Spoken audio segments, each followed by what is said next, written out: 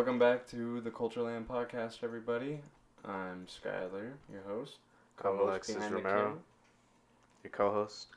There you go. And then we got a special guest here in the Hesh House. You know what I'm saying? He's been referenced to on nearly every podcast we've done. Yeah, pretty much. Almost everyone. Yeah. He's gotten an honorable mention at least one time, I'm pretty sure. Wow. Yep. We refer to him as King Louie, sometimes Mindful Lou. That's what he is in my phone, Mindful Lou. Long Lens Lou. And then Long Lens Lou. And then, his name is Louis, but I don't know how to say your last name because I'm a dummy. It's Farace. Farace? Yeah, here in Italy, Farace. Farace. Yeah. That's what I thought. Yeah. But it's like, I don't know. It's commonly mispronounced. Nobody gets it right, so it's all good. Oh yeah. Yep. But it's been a while, Louis. I know. We used to hang quite a bit because we lived not too far away. Right. And now I'm in the fucking boondocks. You know what I mean? Up Right. in the middle of nowhere. Yeah. But this is where I'm like, kind of from. I'm also from down there. It's like, I'm from the city and the boonies. You know what I mean? Yeah. Right. So, welcome back up. It's Thank been you, a sir. while, right? Yep. Good to see you guys. Good to see Same, you brother. too, Alexis. It's always a pleasure with you, man. And I have so many questions. This podcast is probably going to be pretty long. I already told you this, but he might have to check out because we got a lot to talk about. But first off, I want to ask you, are you working on any music? I am working on some music.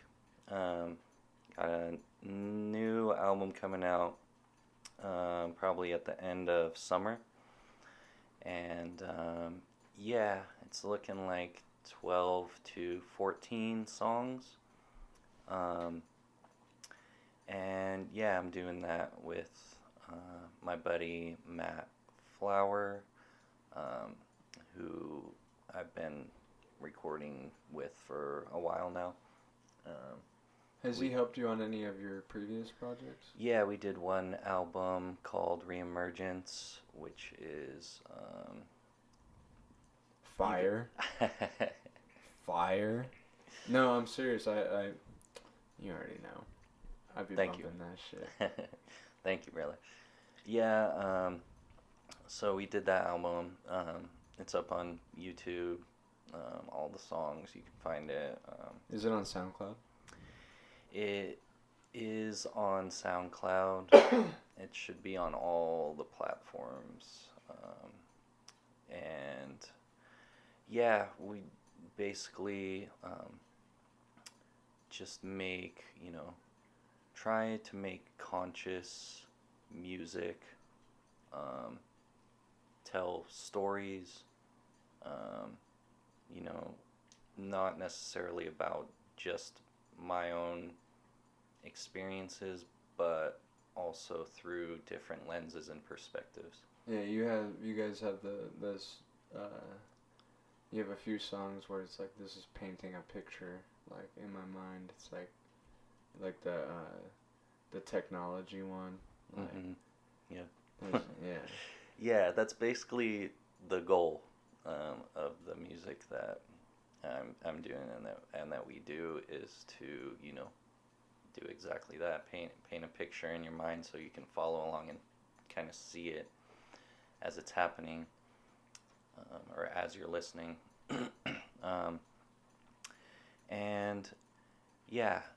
If you're gonna check it out, honestly, I would recommend that first of all you listen to it alone, because I think this goes with all music. When you're, showing somebody a song or, listening to it with other people, there will be, people might share their views in the middle of the song and not they're not paying full attention. Yeah. Or, you know, they've made up their mind about the art before like the art's even finished. Right. Essentially. Mm-hmm. Yeah, you know? and that happens. So yeah, when I like listen to music, I listen to it alone because I don't want any outside influences. I don't want somebody else's opinion, you know, me internalizing somebody else's opinion while it's happening. I like to judge for myself, basically, because you can be swayed by what somebody else thinks. They say, oh, this is, you know, I don't really like this, and then it kind of, you know, so when you, like, music is about sharing, but at the same time, you also, you know, you listen to the stuff that you really like alone, you know, that what you're going to play in your car when you're driving. Like, there's certain stuff that I like, but I'm not going to play it in my car while I'm driving, you know. Yeah. So, like, that's the best time to listen to music, honestly, for me. Like, and I, like, write all my songs while I'm driving. I don't have paper or pen. I just have the music that I'm writing to playing, whoever made it for me, the beat, and so I'll just sit there and repeat words in my head, restart, repeat, restart, repeat, over and over while I'm driving, and until I have a song, basically. So yeah, there's it's a lot of memorization and just a lot of. I try to put a lot of thought and love into it. So yeah. Well, it's like you're essentially you were extending a piece of you into like this vibration that is being recorded and essentially is being kept forever. Yeah. You know what I mean? Mm-hmm. And so it's like you're taking a piece of you and putting it into like this different form, mm-hmm. you know? Yeah, definitely, man. And yeah, that's what music is. You know, I dedicated a lot of time and years to music. I used to do a lot of shows. I went to a show. It was super fun. It was really fun. That was awesome. Where was it at? Man. The last show that I did was in Oceanside for our album release of that Reemergence that I was talking about. Was that the one I went to? Yeah. Mm-hmm. That was the last show you did? Yeah. And then, yeah, COVID kind of killed shows. It is what it is. Right. So, but, you know, I've seen a couple shows starting back up again, so we'll see how that goes. I'm definitely trying to do more, and definitely just spread my music to those who want to hear it. It takes a certain amount of, you know, it's not easy listening. I mean, it can be, but you kind of have to be prepared for it. Might make you look at yourself and introspect a little bit. So for some people, it's not for people who aren't deep. Yeah, I would kind of say that. So yeah, it's like I don't want to say like a higher consciousness thing, but kind of, yeah. It kind of is. No, yeah. Yeah. It's definitely like I was saying earlier, like there's songs that like paint a vivid picture in the mind. Like you'll be telling a story and it might be like some futurism, or it could be about like the gypsy and like like, it could be like one of those stories, but it paints a picture in your mind, and to start to dive into the imagination, you know, for a lot of people that's scary. Right. Not too many people really enjoy that stuff, you know. And when they're diving into the imagination, they're always thinking about like physical, right, like money, cars, clothes, you know, yep, whatever it is, like. True. And when you start, like, when you start finding that music that starts to separate that, like, you know, you can't find that in their music, and it starts to make you think and go into introspection. Like, I've had panic attacks listening to Atmosphere. Right. You know, like got a little too baked one night and listened to Love Life. Yeah. And just was like, what? What? You know? It'll hit you hard. Yeah. For sure. And sometimes people aren't ready for that. Like there's another rapper, and I'm like drawing a blank right now, but my homie James Fioli sent him to me when I first started going into the psychedelics of like, whoa, what is going on here? Started doing psychedelics and like, you know, because that's what it took for me. Like I needed to, I wouldn't have dove into those parts of my thoughts in my mind, I don't think, without that extra little boost, you know? Right. But I started, Idea. Oh, yeah. Yeah, he sent me some Idea songs, and I was just like, whoa. Right. Like one of them I played for the first time was like 11 o'clock at night. I didn't go to bed that night because I just couldn't stop thinking about the shit that he was saying. Yeah. It was so, you know what I mean? It sent me in a trip, and I wasn't even tripping. It was just like, you know what I mean? For sure. Introspection. Dude. Yeah, I'm a big fan of Idea and Atmosphere. Rest in peace, Idea. Yeah. But yeah, man, his stuff is super heavy, conscious music. Will take you on a trip if you let it, you know. And some people don't want to go on that trip, which is fine. You know, they want to stay on the surface level. Yeah, it's like one of my favorite rappers who's still alive. That's from like the older days, is Charlie 2&A. You know. Oh yeah. Like, and you saw, like, I had a song pulled up in the background, like one of the Slightly Stupid songs he did with them. But in that very song, he says it. He says, like, music is higher consciousness. Don't mean to sound pretentious. Right. Yeah. You know? Kind of. And there it is. And it's true. It's totally true. And I noticed that, like, when I show people him, and they don't like if they are flat out like, oh, I don't like this. It's almost like a marker of like, okay, don't fuck with this person. You know what I mean?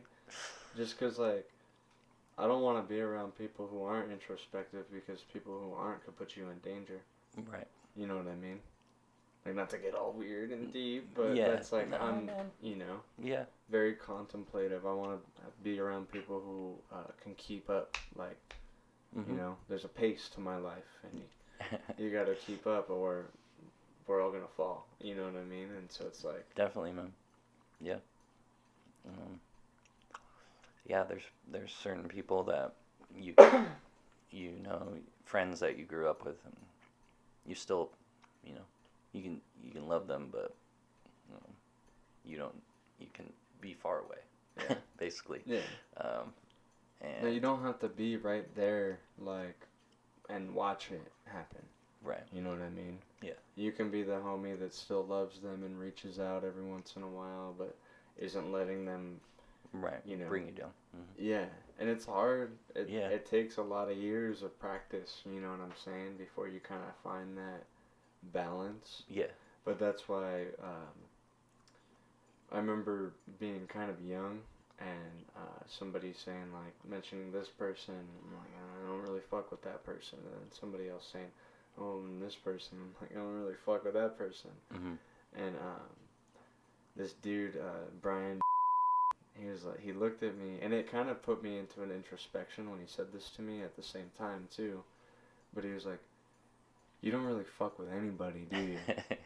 You know what I mean? Yeah. And I was like, damn, like, I started to notice that, like, that kind of was becoming my attitude. Because I was like, essentially in certain ways I was forced to mature a lot earlier than my other homies were. Right. And so it was hard for me to, like, look past, like, little kid shit that sometimes people would do. And yeah, so, like, that sent me into a whole introspection. But, like, from a young age, like, I had to start realizing, like, man, this dude's a red flag. You know what I mean? Yeah, and being able to determine how much empathy to have, and when you need to kind of look out for yourself. That's a real skill that you develop throughout life. My favorite is there's been several people who have they didn't necessarily reach out to me or anything, but they were having a hard time, and maybe they posted it on social media or something, and I hit them up and was like, hey, what's going on? And just told them, like, hey, like, my buddy's, dad is looking for work, or, like, there's been a couple times where I've helped people out like that, and then I don't hear from them, and I think in my head, like, I just hope that everything worked out or whatever. Yeah. And then I'll see them a couple years later, and they'll be like, dude, thank you so much, because right. that shit changed my life. Yep. And it's a grateful feeling, but at the same time, it's like they have to, and I know they realize it too, but it's like you have to help yourself, because there's been way more homies that I've put in that position that didn't work with at all. You know what I mean? Right. And it hurts when you do that. Yeah. So it's like what you're saying, like, you got to know the right amount of empathy to exercise. You know what I mean? Like, you can't. There's certain boundaries you have to put up for yourself. Otherwise, people are gonna know who comes first. Right. You know. Yeah. Yep. There will be people who will try and take advantage of your kindness. So. I mean, you can forgive someone, and eventually, you probably will. So you might as well do it sooner rather than later. Yeah. But, at the same time, like, you can, help that person once, help them twice, pray for them, and then, if they're not showing you the gratitude. Well, at a certain point, it's not even, like, because gratitude is one thing, but at the same time, it's like, sometimes it just comes to, like, are they going to help themselves? There, yeah. You know what I mean? True. And if they're not, then there's no, that person's going down, like, falling down a hole, and they're dragging whoever with them, Right. Very true. Sometimes they don't even realize it, you know what I mean? But that's the thing, is that you have to realize it. You have to be that 10 steps ahead kind of person. Yeah. Especially if you're someone like I know you are, like, fucking good dude, big heart, you know what I mean? So it's like, just gotta always be, like, careful, you know what I mean? Yeah. There's all kinds of people out there. But anyways, on a whole other note, how many projects have you come out with? As far as music, because we're only talking music, we're not even getting into the other things you did yet. Yeah, so this will be my 9th album. I did the first album, 2008 came out, and that was me and my brother. My brother's been with me doing music for, since our teens, pretty much. You guys are like a musical family, right? Yeah, man, my dad was a musician. He played in bands his whole life. He was a drummer, played in multiple bands.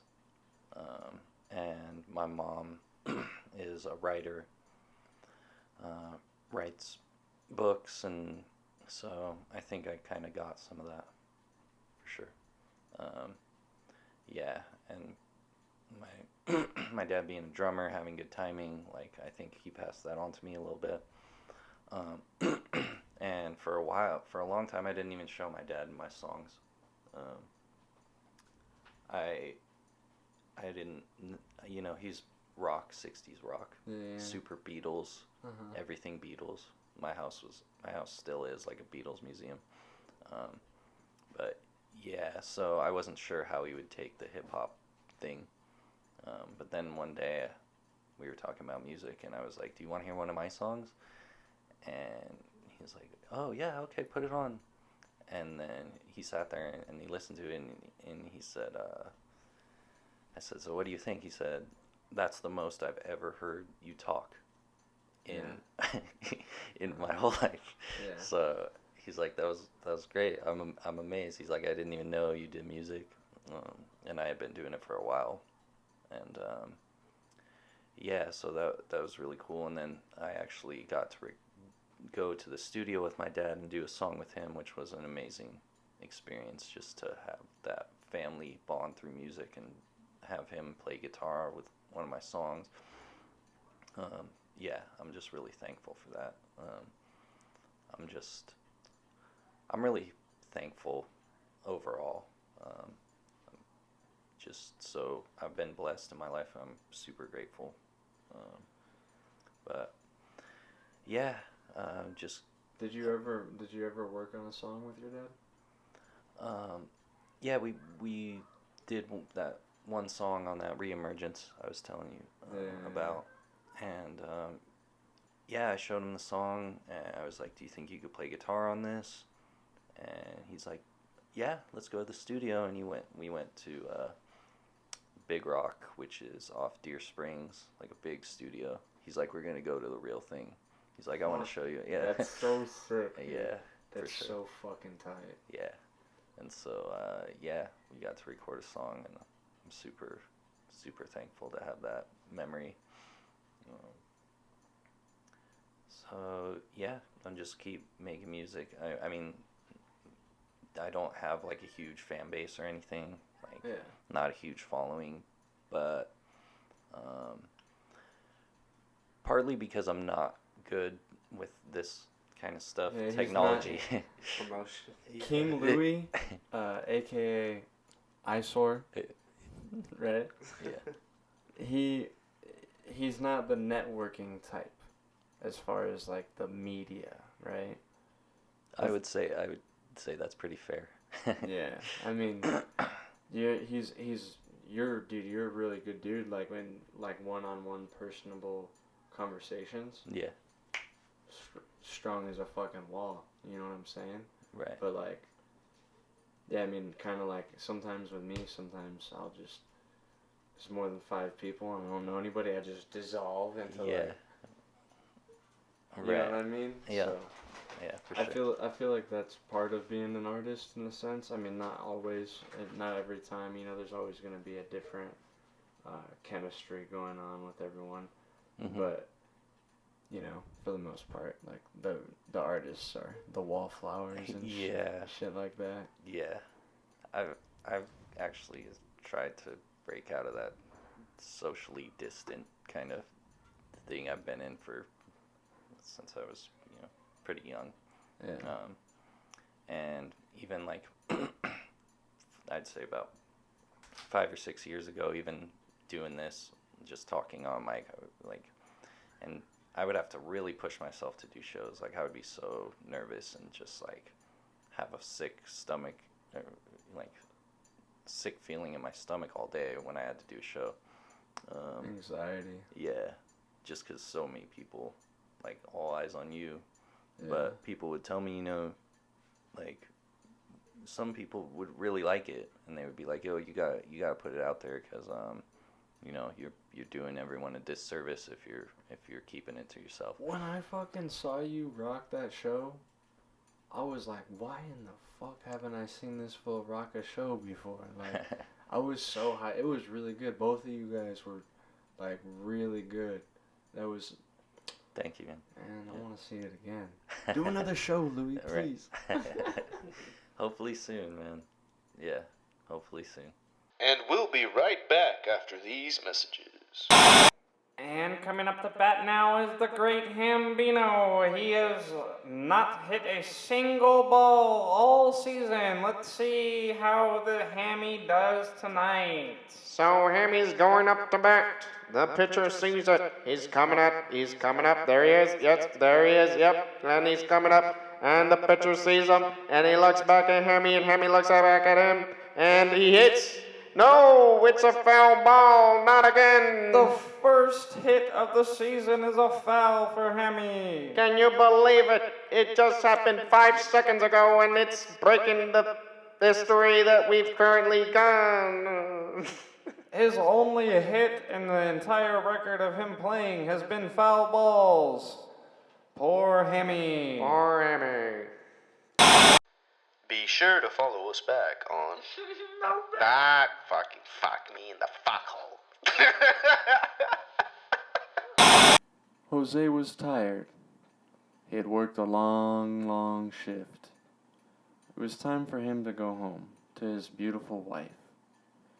He wipes the sweat off of his forehead and begins to walk upon the hill. As he's walking up the hill, he notices a strange tree. The tree with leaves of red and gold. Unbeknownst to him, it emanates a certain color at a distance.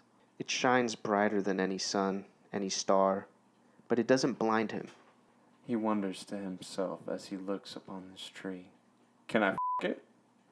And sure enough, he does. He finds a hole in there and sticks his Johnson in there.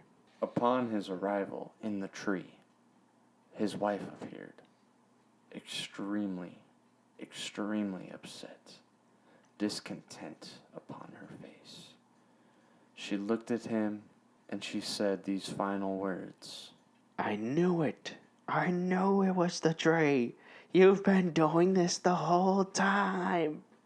So we took a break because the camera and blah blah blah. You already know the deal. So we're back, and when we were taking the break, we were talking about something, boys. What were we talking about? Well, I asked Alexis how he was doing, and he was telling me we were talking about Longevity. longevity. Yeah. Yeah. Sorry, I needed a kickstart because Yeah. I smoked a little bit of weed. You know what I'm saying? It's all good. Some of the circuits weren't firing off yet. But I was talking to Twan off of the podcast because we spent a lot of time talking when I'm with him, you know. Right. And I was just telling him how something he said to me a while back had stuck with me really gnarly, and it was like because I was telling him all this shit that I wanted to do, and I was like, when I get here, I'm gonna be happy and blah blah blah. And he's like, that's a funny thing, isn't it? I'm like, what? He's like, that we think that when we get here, we're gonna be happy, but like, where's here? Right. And he was like, kind of throwing the concept of like, what if here never comes? Like, what if you never get there? You know? And it really, like, sparked this shit in my head where I was like, well, I am here. Like, here's now. Right. You know? Yeah. So you have to be happy now. And if you're happy now, whatever comes is just an add-on. It's like a plus. And what makes you happy, you know? And it made me try to figure out a formula, like, for longevity, essentially. Yeah. And I started thinking about, I have a spine disease, so I have a very limited future with skateboarding, and I know that, and I'm fighting it, and I was fighting it tooth and nail. Yeah. I'm more on the side of accepting it now. Right. But I was fighting it tooth and nail, and for 2 years I was trying to figure out, what am I going to do? Right. Because I was also watching my great-grandfather, who worked his entire life and did things physically to keep himself sane. I watched him at the end lose his sanity because he no longer had the things that kept him sane, you know? Yeah. And I started to think about the way that I was living and the road ahead, you know, because potentially I could be hitting that wall that he hit as a very old man. I could potentially hit that much sooner because of my physical limitations, you know. Yeah. So I started thinking about longevity and things that make me happy. Well, what makes me happy? My friends. Yep. Like, even when I don't get to go and, like, you know, be with them and do the things when they come and I see them and they tell me about the things. I have empathy, so I can feel like the excitement when they're telling me shit. I get excited. Yeah. It's like I am there. Right. You know what I mean? And that makes me happy. And I've noticed that I've seen a lot of things in my life, and I find myself with my big mouth sharing a lot. Yeah. You know, and I've had people come to me and say like, hey, like what you said stuck with me, like what happened with Anthony and me. Yeah. And then I realized I like to listen to people talk. I like to talk. I started getting really into podcasts because I couldn't really do much. Right. TV wasn't really like doing it for me, you know what I mean? Yeah. Seen all the Star Wars. I've watched all the fucking Narutos. You know what I mean? Yeah. Everyone's like, oh, you see this anime? I'm like, hey man, like, I'm sure that anime is amazing, but like, I seen Naruto. Like, I seen the best one. Okay. You know what I mean? Like, that kind of attitude about things is where I was. Yeah. And now I'm like, that I've discovered, like, I can do a podcast. And it doesn't matter if 5 people are watching. I'm having a good time. Right. You know? Yeah. Like, this shit is... I was excited for you to come up here. You know what I mean? Hey, Like me I said, too. Yeah. Even if only a couple people watch, like, Yeah. I don't give a fuck. Like, this is a good time for me. I get to talk about shit. Yeah. I get to share what the homies doing. And, you know? And hopefully everything goes and, you know, and... Yeah. We inspire people, but at the end of the day, it's like, this makes me happy, you know? That's awesome, and man. this is something you could do when you're 90 years old. Right. You know what I'm saying? Like, yeah. So it was just like this whole longevity thing, and the formula for it.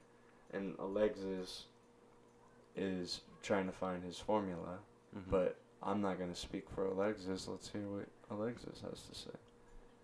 Well, yeah, I mean, lately I've just been kind of just like using a lot of meditation on the daily, and you know, I try to do yoga. I have a yoga mat in my house. I have a foam roller.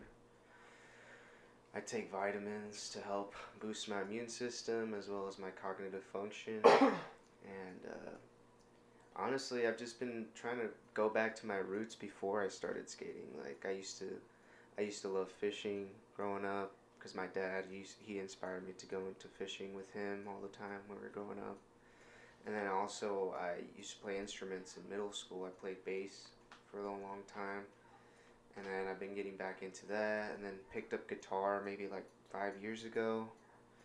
And lately just trying to find a balance in everything, in any aspect of life, whether it be, you know, skating, whether it be, you know, filming this podcast, talking to friends, going out, like just conversating with people and just enjoying that, like, and sharing like experiences that each other may have not ever encountered in our lives, but it's still all inspiring and kind of like brings us to like closer in the sense that it gives us that camaraderie that, you know, you wouldn't normally see at a skate park when you're talking to your friend for like 5 seconds. Well, and that's the thing too, is that like a lot of our guests are skateboarders, like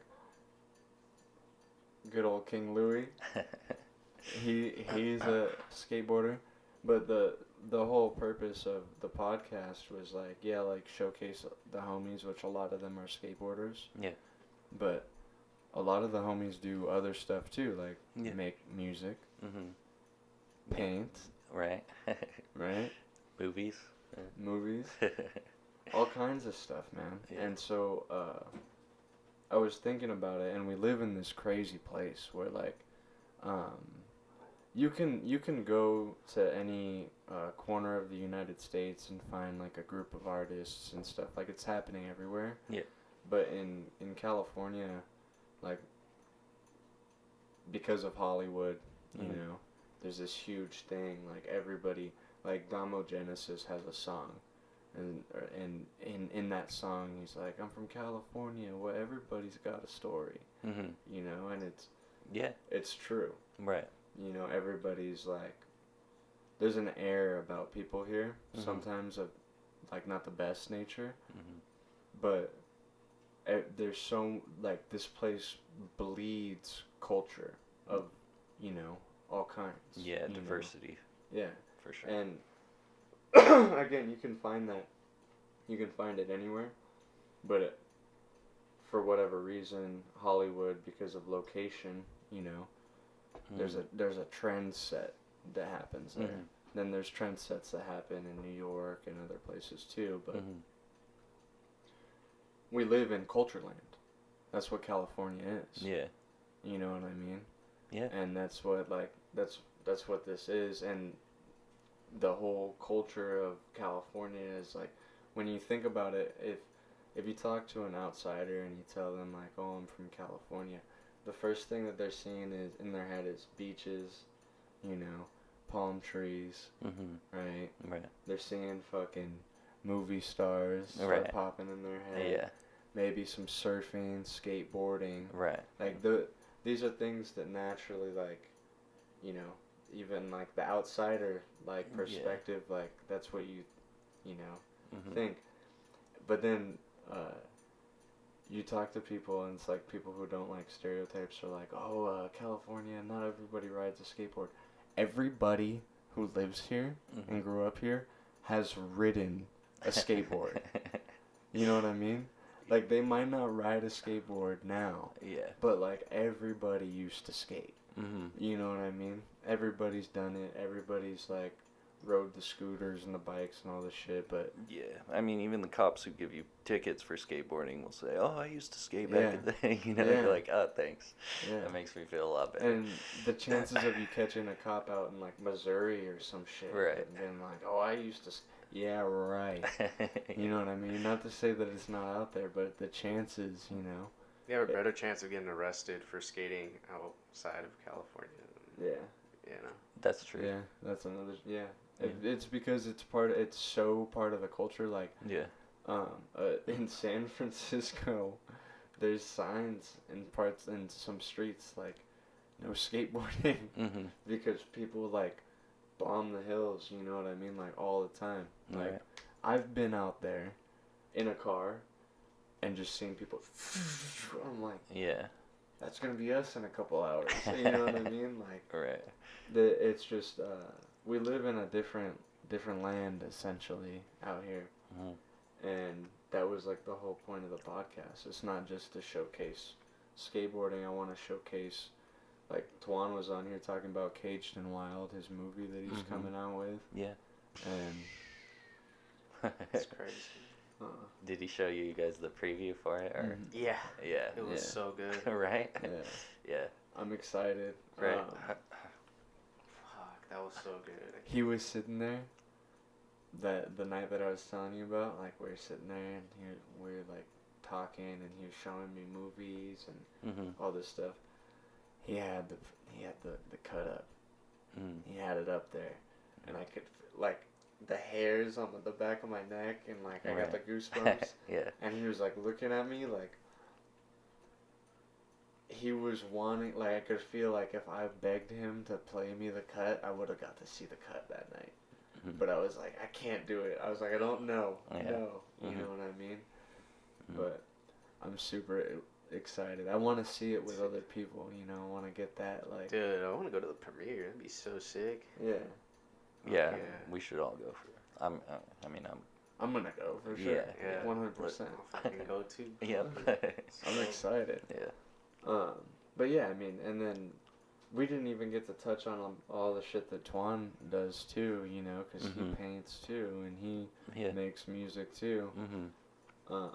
So I gotta have him back on here. Right. But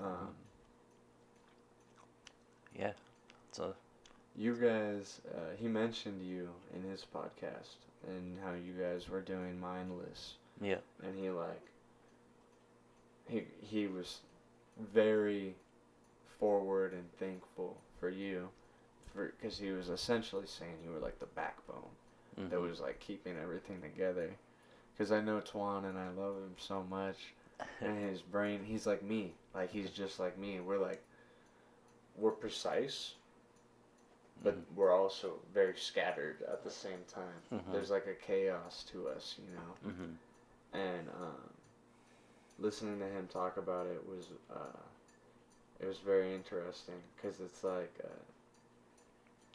for a while, because we went skating a couple times, and somebody called you like Silent Bob or something, and I was like, damn, this fool is Silent Bob, because like you had said what's up to me, and then peace out to me, and then like that was it. You know what I mean? That was like our only interactions for a couple days. Right. And then one day Twan started telling me about you, and I was like, whoa, what the fuck? This fool, he's just the silent killer over there, like contemplative and all this stuff.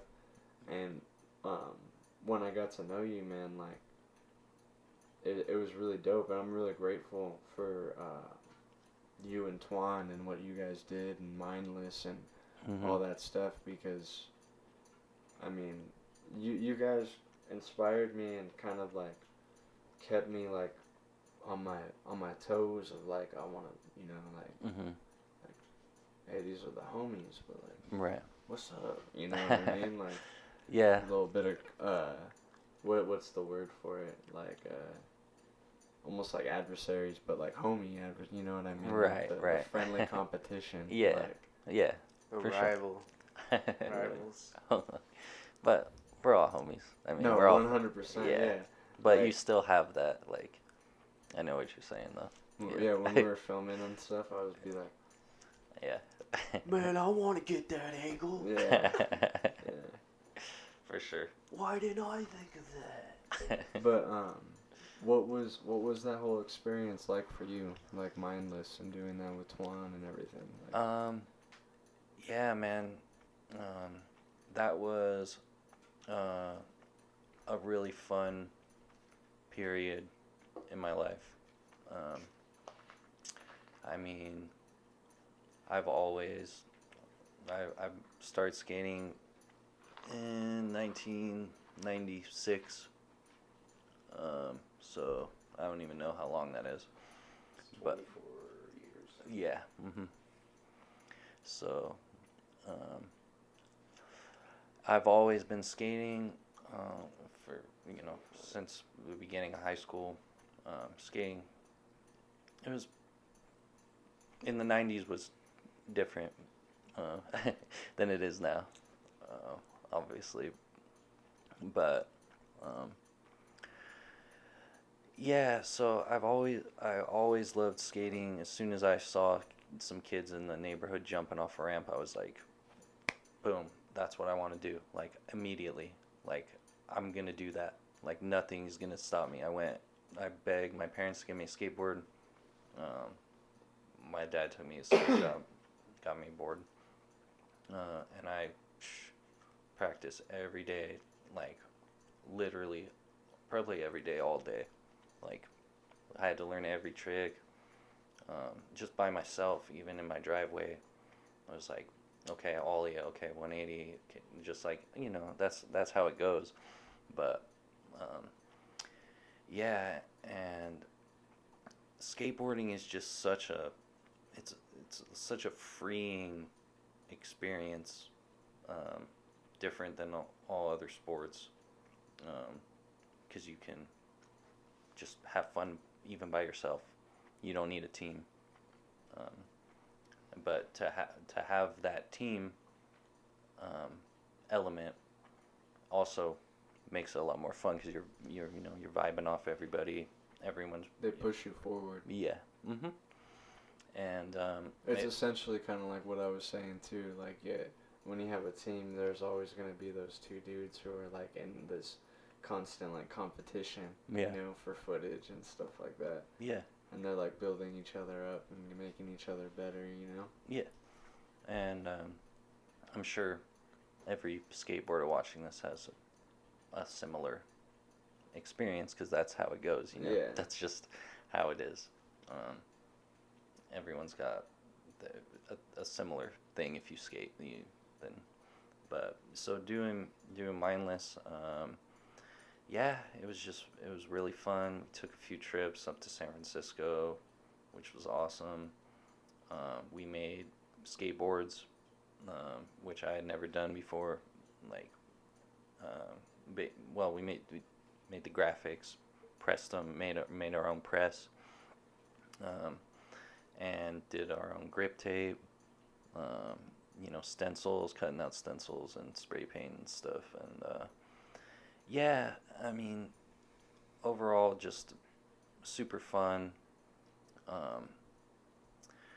And I'm just, really thankful and grateful for that time in my life. It taught me a lot. Skateboarding will humble you. It gives you, if you keep that attitude about life, that skateboarding attitude where you're not going to give up,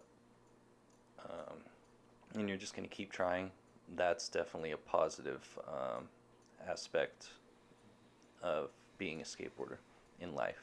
You don't give up easily. And that's how I was. I would just keep trying until I couldn't get up or walk. Yeah, basically, Been there. And we've all been there. It's that dedication. And it's super fun, but like Alexis was saying, at a point you can make skateboarding a big part of your life, but if it's your whole life, then it can have, it can be detrimental. Yeah. Because it's not sustainable. Yeah. Mm-hmm. I mean, and we talked about it. I think last night on the other podcast. I think I was mentioning Steve Cab, right? Yeah. It's like you can be an older dude and like have longevity. You could be Andrew Reynolds. You could be Jerry Sue. You can be Tony Hawk. You can be Steve Cab. Like, yeah, you can fall into that, mm-hmm. but at some point you got to start taking care of yourself. Mm-hmm. And if you think that all they do is skate, you're mistaken. Right. You know what I mean? Like, Mm-hmm. they have to. Yeah. You know what I mean? There's. And if all they do is skate, they're taking it mild until it's like, okay, it's go time. Right. You know what I mean? Mm-hmm. Yeah. And even so, like, I don't think Steve Cab's not like really like it's go time anymore. Yeah. Like, he's past that point. Yeah. You know, Mm-hmm. which will happen to everybody. Yeah. It's gonna happen. Right. And I think that we're in a rare position because they're like the first gen. You know what I mean? Yeah. So like we're gonna see them like Right. turn into old men. Yeah, that's true. You know what I mean? And that's when you're gonna start to see the real lasting effects. Because I'm sure there's people listening to this right now being like, Right. You know what I mean? Yeah. But it's like the time will tell, brother. Like Yeah. time is a powerful thing. You know. Mm-hmm.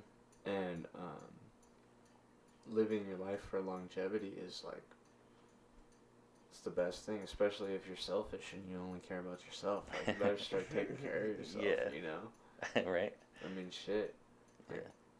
But no, it's essential. Mm-hmm. It's essential. Yeah, for sure. And yeah, I was glad to hear Alexis say that he's meditating and practicing yoga. That's like a big thing. Like, for real, that's like it's so necessary. Like, It goes a long way. yeah, because the thing about meditation is a lot of people don't really know what it is or what the benefits can be from it. They think you're just sitting there silently and nothing's happening. What am I doing it wrong? But basically you're retraining your brain. Yeah. So, because it's once you start meditating, then only then can you realize fully that your brain is just going wild all the time. Because once you're meditating and you're just letting you're trying to let the thoughts go by without focusing on them, and grabbing onto them, and then reacting to those thoughts. Once you're letting those go by, you're retraining your mind.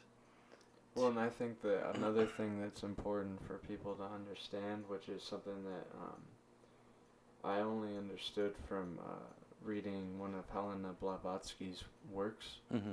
was that you're right? Mm-hmm. And so when you start to train your mind, and you're starting to like tune down and like all this stuff, things start to slow down.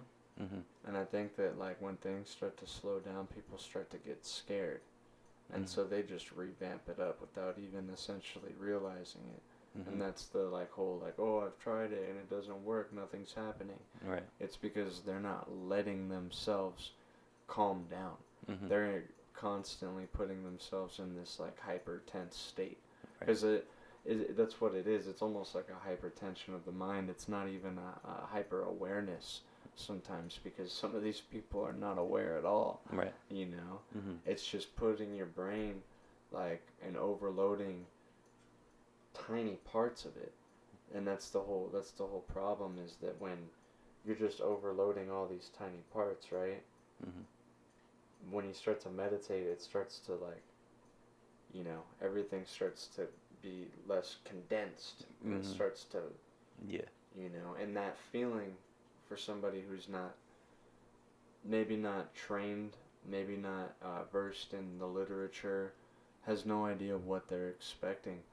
That could be like a sign of like, oh, I'm going to sleep, or you know what I mean? Like they don't know what is actually happening. Mm-hmm. You know. Yeah. Yeah, but I was glad to hear Alexis say that, because you know, I've been meditating for probably since 2012, so about 9 years. Yeah. And I try my best to do it every day. And some days I miss. I'm not, you know. But I try to do it every day. And the things that once you really start, like you make it like a goal and you're determined to sit and not move, you're until you do that, you don't know the benefits. Like it's not something that you can just try and expect these. You know, you read books about yogis and their powers, and I mean, I've read lots of spiritual books, so but yeah, it's something that it's something that you have to experience for yourself. Like you can't hear about it from somebody else, and it will give you tools to deal with life. All the tools you need are in you, basically. Like they're already there. You just need to uncover them and discover them. And if you're just constantly looking outward instead of inward, you're not gonna bring them out. That's not how it works. Not only that, you're not going to put your mind at ease. If True. you're constantly putting in information that's kind of redundant and doesn't really have any sort of significance in your life, it kind of puts you into this kind of negative cycle of like nothing can come out of positive, because And it everything defeats the purpose of what Yeah. you're trying to do. Yeah, it's Exactly. a whole, like what you said, it's redundant. Mm-hmm. Yeah. And yeah, it was hard at first. It took me a while. I mean, I have the same problem. Sometimes I fall out, Yeah. but I constantly have it in my head, like, hey, you didn't do this today. Yeah. Because every time I do it, I've noticed that it's like a refreshing feeling. It's like you clear everything out, you leave time for yourself, and it kind of reclocks your brain in the sense that you feel more relaxed. You don't feel as stressed because you're just letting your mind kind of reset in that time period that you're allowing for the meditation to take place. For sure. And that goes a long way, especially if, you know, like you say, like people constantly have like different ideas and they go their days like never giving their brain that type of rest. Yeah. It becomes detrimental, whether it be, you know, their jobs or their life situation or etc. Right. And yeah, it's very true. It really has done a lot for myself, and that's awesome. Yeah. And I recommend anyone that has the drive and like feel like they have stress in their life or something, just to pause everything, you know, take a reflection. Yeah. And I mean, I may not know what I'm talking about, but for me, just read about for sure. it. Like, yeah, just, if you're interested in it, you know, like if you're really interested in it, like start looking into it, you know, and start doing like, you know, what it tells you to do, and if it works for you, it works for you, and if not, I guarantee you can find another way. Yeah. I mean, I would recommend keep trying, but yeah. But you gotta think of your brain like a muscle, and if you're constantly exercising it and not giving it a break, that's not healthy. Yeah, like, definitely not. You know, I mean, it's constantly going, even in your sleep. You're still dreaming. So, I mean, it's really hard at first, because your brain doesn't want to sit still. It doesn't want to be still. It wants Well, because it goes against like the evolution of humans. Yep. You know what I mean? We've become what we've become because of our thoughts. Yeah. You know what I'm saying? Yeah. Thoughts are it. That's all there. Thoughts can enslave you, man. That's the crazy part. Like people, like when people say like, "Oh, thoughts become your reality," and blah blah blah, and people can't understand that on like a physical level. Think of it like this: if you believe in science, you believe in evolution. Like, what separates us from the chimps is what? Yeah. Throwing shit at people? No, I mean, it's we have more of a thought process going on constantly, frequently. They're more into instinct. You know what I mean? Yeah. Survival instinct, because they have to be.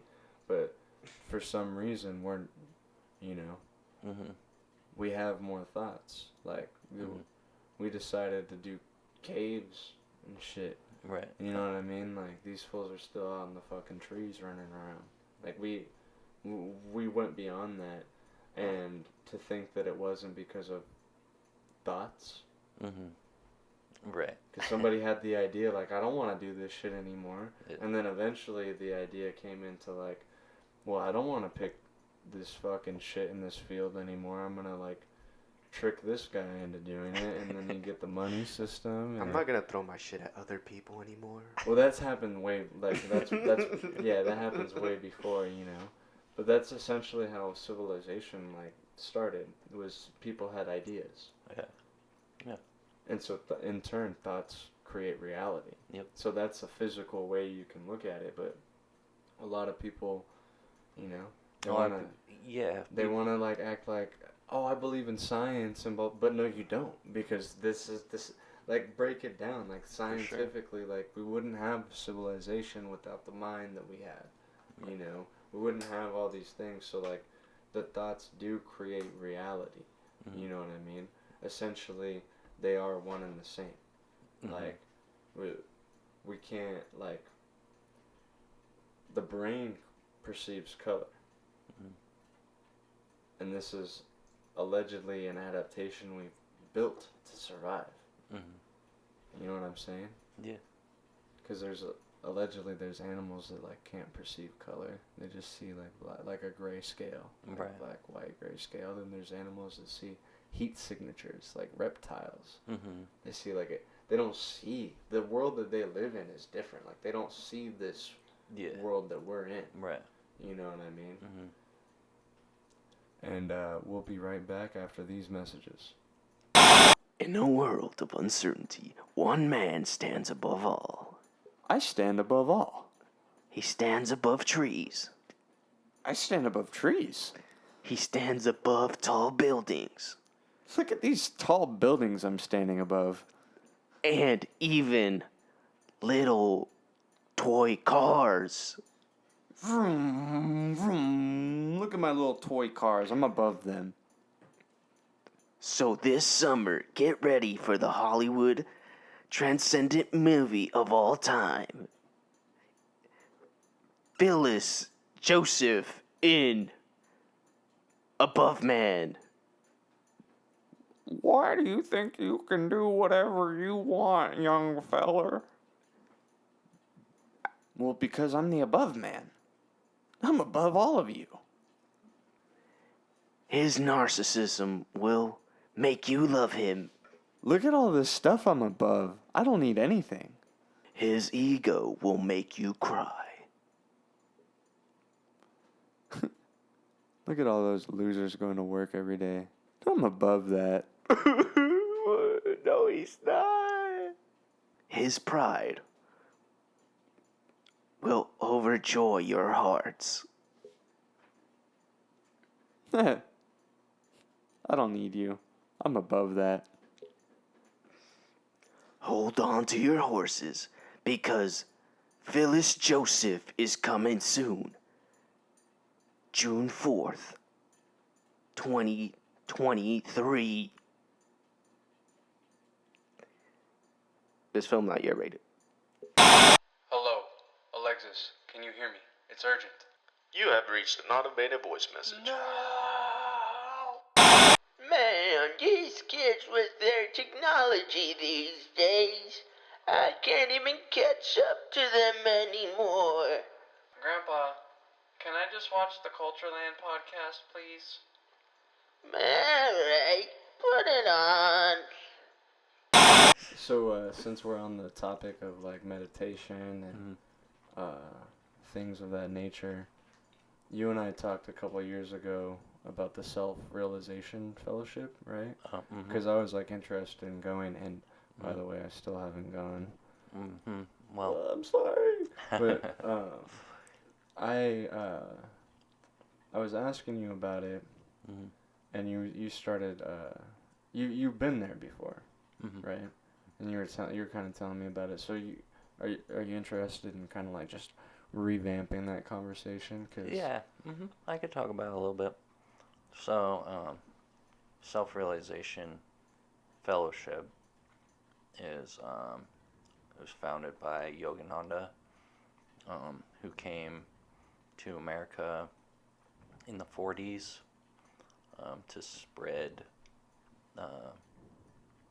the yoga to America, bring the teachings of India here, and when he got here, he found people, willing and ready to accept his message. Not everyone, obviously, but he found, disciples, I guess devotees, disciples, and so it just grew and grew, and there's centers all over the world, and it's based around meditation.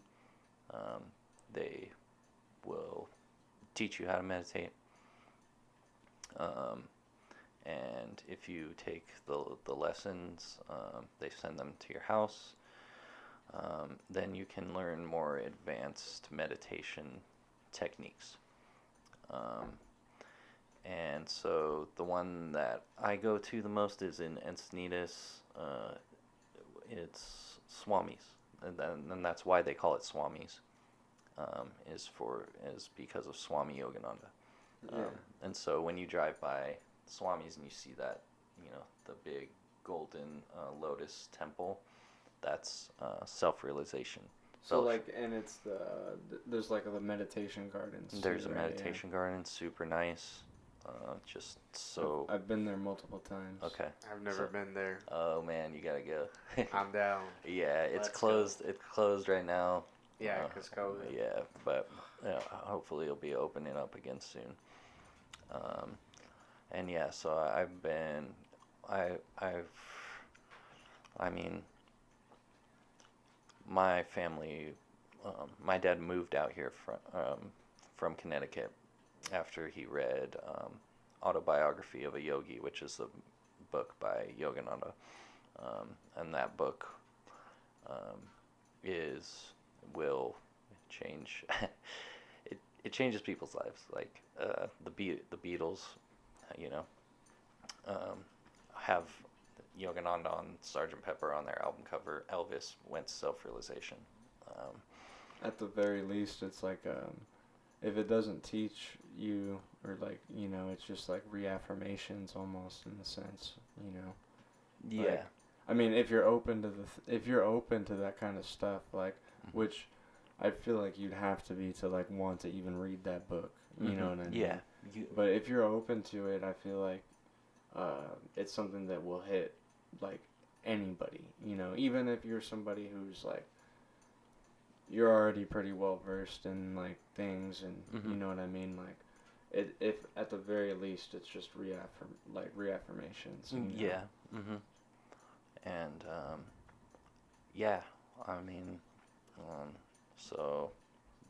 I mean, that's kind of the reason I was born here.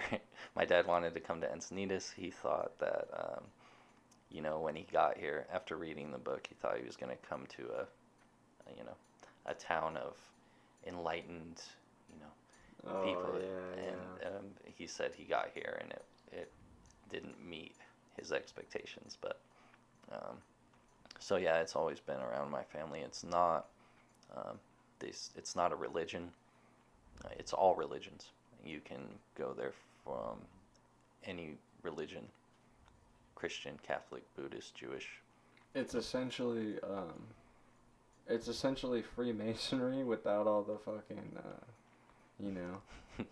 steps. You can just join. It's like it's not something that you have. Oh, you have to know somebody and blah blah blah. Right. And you don't have to believe in anything. Yeah. They tell you they make it clear that you don't have to believe what we're telling you. Yeah. And that if you practice these meditation techniques, that you'll see for yourself. So their goal is to give you the tools to expand. It's essentially showing you the tools that are within you, right? Yeah. Because the tools are all within you. They don't actually like give you anything besides foresight, insight, like into like mind, body, spirit. Yeah. So. Like we're a Swiss Army knife, and like people don't realize it. Some people are like, "I'm just a screwdriver." And it's like, no, dude, that's just one part of all of it. Right, for sure. Yeah. And some people just live their entire life with that one label that they, I'm a carpenter, or I'm an electrician, or it goes even further than that. I'm American, I'm, this ethnicity, or, just such a broad stroke. And it's like, no, dude, there's so much more to you. You don't even understand. Right. So it's almost a trip when you meet somebody and they're like, "Oh, I'm just this." And it's like, no, dude, there's so much more. Right. I know there's so much more. Like, why? Wake up. Yeah, like, you're alive. Come on, you're alive. Things are happening. Right. Yeah. I don't know. Some people just want to stay in their comfort zone and never expand or get out of it, and what they, do what they're used to, which is fine. I just feel like they're missing out a little bit. More for us to enjoy. All right. So, yeah, I took the lessons, and I've been practicing for a few years now. More recently, like, been more determined, and it all just came from, you know, just painful experiences. That's how it's.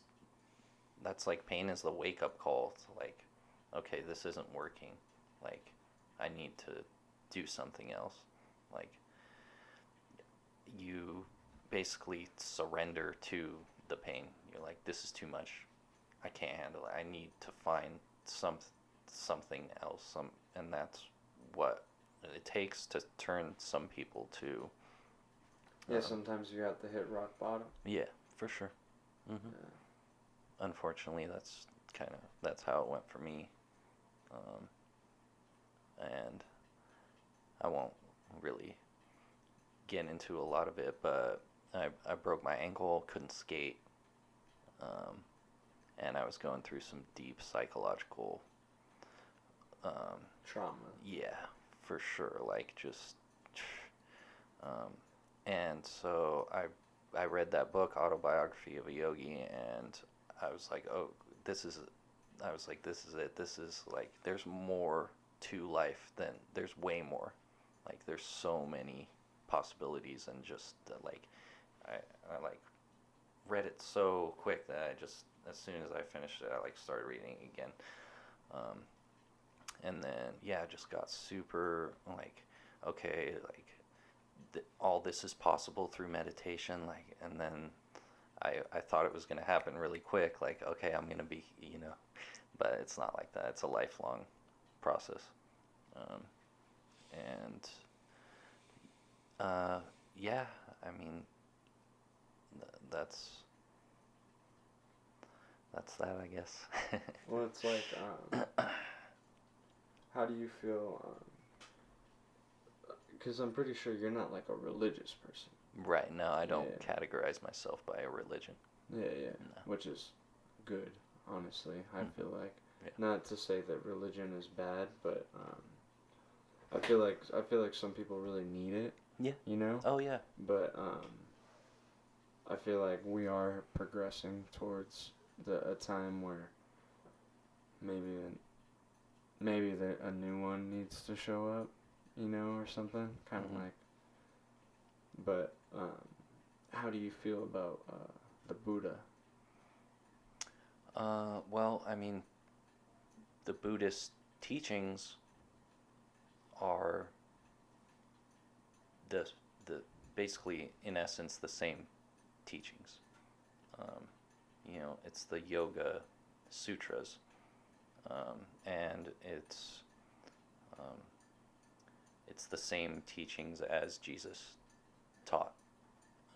They're all one and the same to me. Yeah. So it's you know, doing things that you don't want to do now necessarily, but those will lead to you doing what you want later.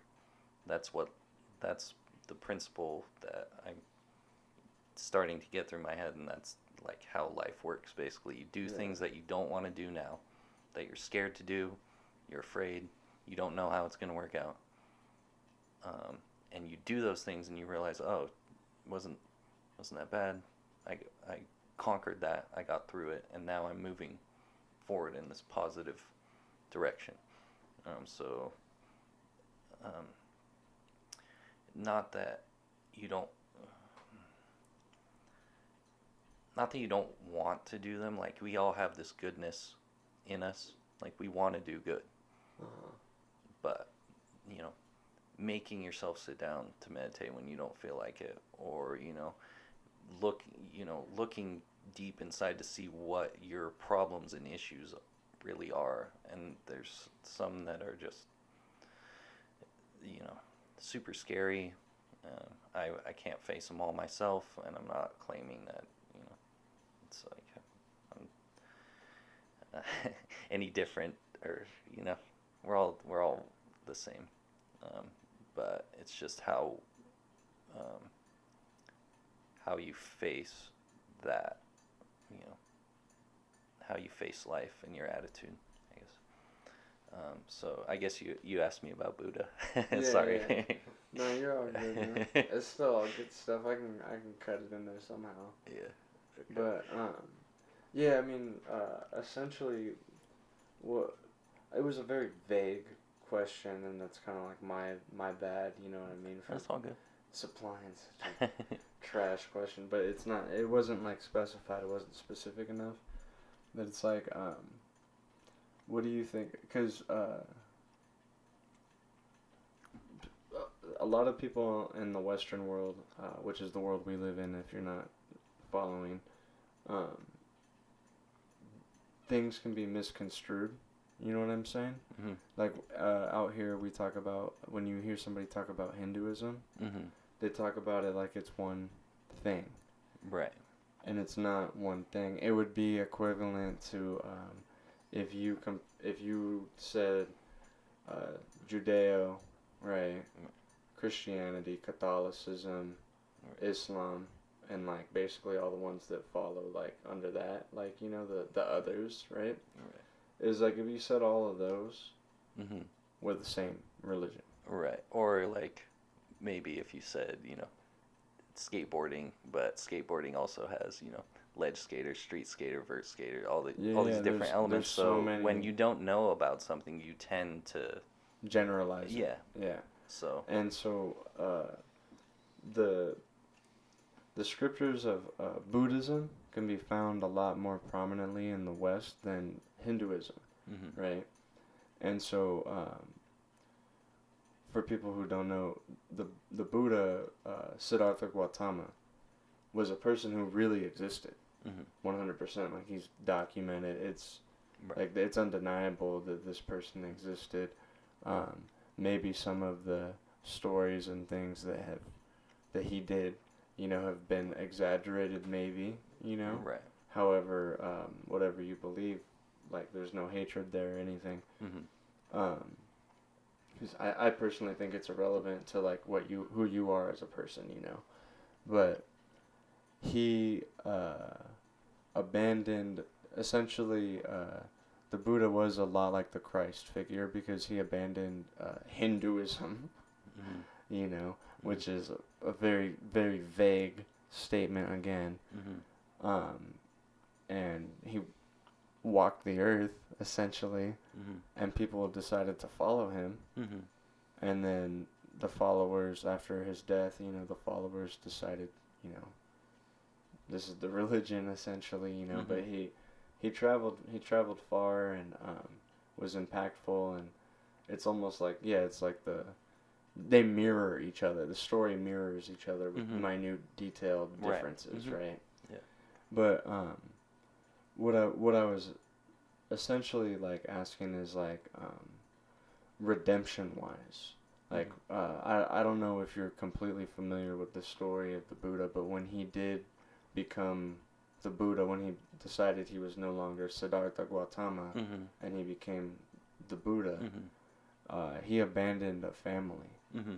He abandoned like children and a wife, and you know what I mean. He was a prince. He was a Okay. prince. Yeah, he was a prince, and his dad didn't want him to see His the dad, world. yeah, his dad kept him in isolation for almost his entire life until one day they had to like go somewhere. Right. Mm-hmm. And he was looking outside of the carriage, you know, Mm-hmm. and it was just like, what in the hell? Like, Yeah, he saw the suffering. he saw suffering, he saw people starving and all this stuff, and it made him like question his existence and everything. So he abandoned all of that, Mm-hmm. but he abandoned a family essentially too. And I was just wondering, like, what, I mean, obviously we're just humans. I'm not saying like, oh, Mhm. give your judgment, Mm-hmm. but I'm just wondering, like, human input, like, from one person to another. Like, what do you think about someone who does something like that? Like, even if it is for like the better, like, do you think that he did the right thing, or do you Well- think that there was?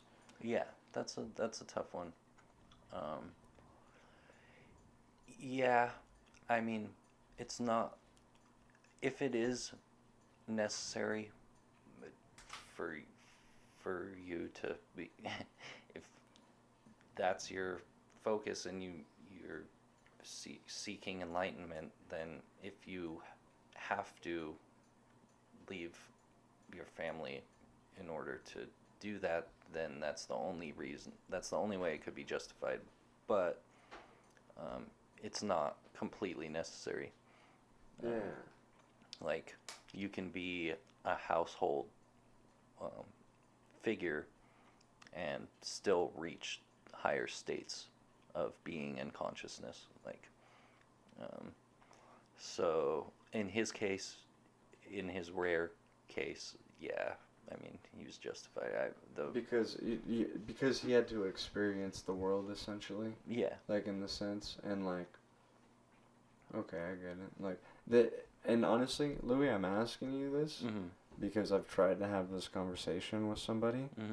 I've never gotten to, like, have this conversation out loud with anybody. Okay. Nobody really, like, cares or is like, right. You know what I mean? Yeah, yeah. Because my thing is, like, there's a lot of there's a lot of depth and elements to, like, that, what happened with him. You know, there was the fact that, yes, he hadn't seen the world. He had no idea. He was lied to his entire life. Right. He had no idea what was really out there. His father had, like, forged a path for him that he hadn't chosen, right. You know? Maybe not wanting to endanger that family as well could have been, you know, a factor in the mind of him. Yeah. But it's just, it's an interesting thing because as I get older, I find more and more people that were formerly friends of mine getting older, having kids, and something goes awry, and essentially they leave the family behind, you know what I mean? Right. And I'm wondering if it can be attributed, if it's, like, equal in the sense that they don't, like, is that supposed to be, like, the, you know, the story? Like, the representation of the fact that right. You might not be seeking enlightenment directly, but, like, you need to be, you know what I'm saying? Well, being alone is actually, for at least some period of time in your life, is actually healthy. If you're spending all your time with other people, then you don't have time to look at yourself, basically. And so if you desperately need that time alone and you're just, you know, completely overwhelmed, or then, you know, everyone's different. So I can't make the full judgment on that. I'm not necessarily asking for a judgment. I'm just like, I don't know. I'm at a crossroads with a couple of, I call them former friends. You know what I mean? It's a crossroads because it's one of those things where if these people reached out to me and they really needed me, I'd probably be there for them. Yeah. But at the same time, it's like, you know, I come from, it's interesting because my father essentially pulled a Buddha. Oh, okay. You know what I mean? And, yeah, so he kind of, like, dipped and came back, and then it was like, when he came back, it was like, hey, I'm your best friend. It's like I never loved. Like, I'm like your older brother, kind of. Yeah. You know? And then it was like, this fool just disappeared, and I thought he was fucking dead. And then he shows up again, and I'm like, what in the fuck? And it was like, you need to figure some shit out. Yeah. You know what I mean? Like, and I don't really talk to him anymore. But yeah, no, it's just it's an interesting thing, you know, like, yeah, because it's about your intentions. Yeah. You know, It's, you know what your intentions are. Yeah. Well, and sometimes too, maybe like you gotta learn the hard way. Yeah. You know what I mean? And that's like like maybe that's what it was for the Buddha. You know what I mean? Like he had to learn the hard way. Maybe even at the end he thought about it and like he was like, yeah, you know, like I have to be okay with this because I can't go back. Yeah. Well, I But think part of Buddhism is non-attachment. yeah. So. Yeah. And from what I know of him. But here's what I'm gonna say about that. Okay. He was told by Brahmin priests. This is like documented, and Alexis he's borrowing my book, and it's in this book that I was reading. He was told by these Brahmin priests, which were they're Hindu priests, because essentially the Buddha was he had gained notoriety. Essentially, and people knew like, oh, this fool's coming this way, and people were like excited, and it was like a revamp because people were excited to like poke the mind of the Buddha essentially, you know, and poke the mind of like the people who followed him and just witness his, you know, being, you know, and these priests were starting to get upset because he was like converting people without like converting people, you know what I mean? And they found out that he ate pork, right? So he ate pork a lot. And back in those days, you had to be really careful when you were cooking pork, because there were so many fucking diseases and bacteria and all this shit, right? Well, this fool allegedly died from eating pork after a Brahmin priest told him like that if he continued to eat from the flesh of Brahma, which is like a double entendre essentially, because Brahma was represented by the swan and the boar, and so like the boar is being the pig, you know, swine, and Brahma being a part of Hinduism, you know, and the Buddha taking from Brahma, you know, and like. So it's like the double entendre that he was like eating the flesh of Brahma, and he actually was eating it, you know. Essentially, the story goes that these Brahmins like cursed him for doing so, and said that like if you eat pig in this land, like you're gonna die or whatever. And he died. Yeah. Because he didn't listen to them. Okay. So it's like what you're saying about like non-attachment. But in that story, he was being prideful, essentially. Because he not only did he not heed the warning, I'm sure it was almost like a spiteful thing. Because these fools were like, don't eat pig in this valley. Not only that. And then he did it anyways. I mean, if you're a spiritual, you know what I'm saying? At the same time, I'm not trying to attack Buddhism because I believe that a lot of the concepts that the Buddha taught were good shit, you know? But he was still a man. You know what I'm saying? And as you said, the notoriety, like, he had been, imagine, like, he was like an actor of that time, like, in our... Yeah, because that's the other thing, is that he died right before he became, like, really big. You know, because he could have been some crazy psycho, like, walking around the earth, and then Buddhism wouldn't have been maybe taken as seriously. So, essentially... But this is all hypothetical. Yeah. I'm just... Don't attack us. Oh, there's no camera rolling. Don't attack us. I can cut this however I want. But like you said, essentially, like his humanistic, you know, tendencies to like be, especially like character, like within ourselves, like took the better of him, and that was his downfall. Yeah. Well, and it's like he teaches non-attachment, right? But it's like, and this is where it's like, you know, break it down philosophically. But he teaches non-attachment, but there's a story of him essentially like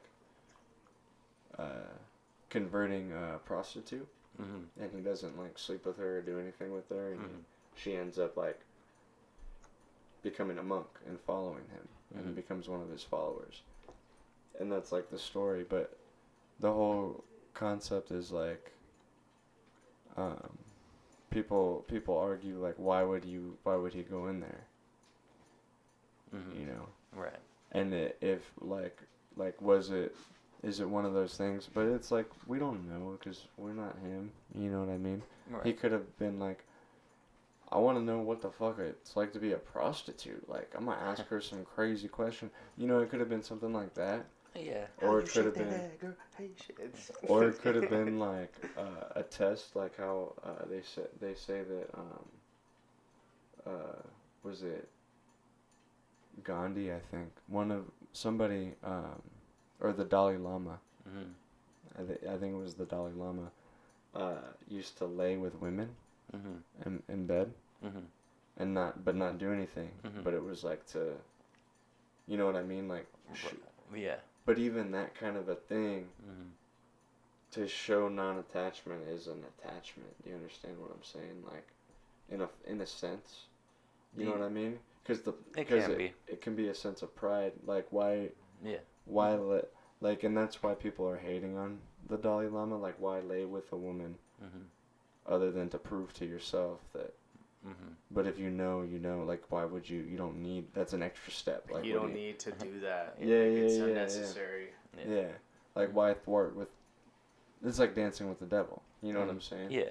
And again, not hating, but it's I see the point of like, oh, this enlightened person, blah blah blah. But then you have to understand that these people are still people. Yeah. They're still humans. Mm-hmm. But every person has magic to them that like, you know what I mean, is insightful. Like even some of there's this guy, and I have to bleep this. There's this dude, and he's a fucking idiot. But I love him because sometimes he teaches me things by showing me like how dumb he is. You understand what I'm saying? Like, I actually, like, he's so not on the level of like communication that I'm on. Yeah. That he not only reminds me of things that I've forgotten sometimes, but he legit teaches me shit. I'm like, oh, like that's what not to do. Well, how not to be.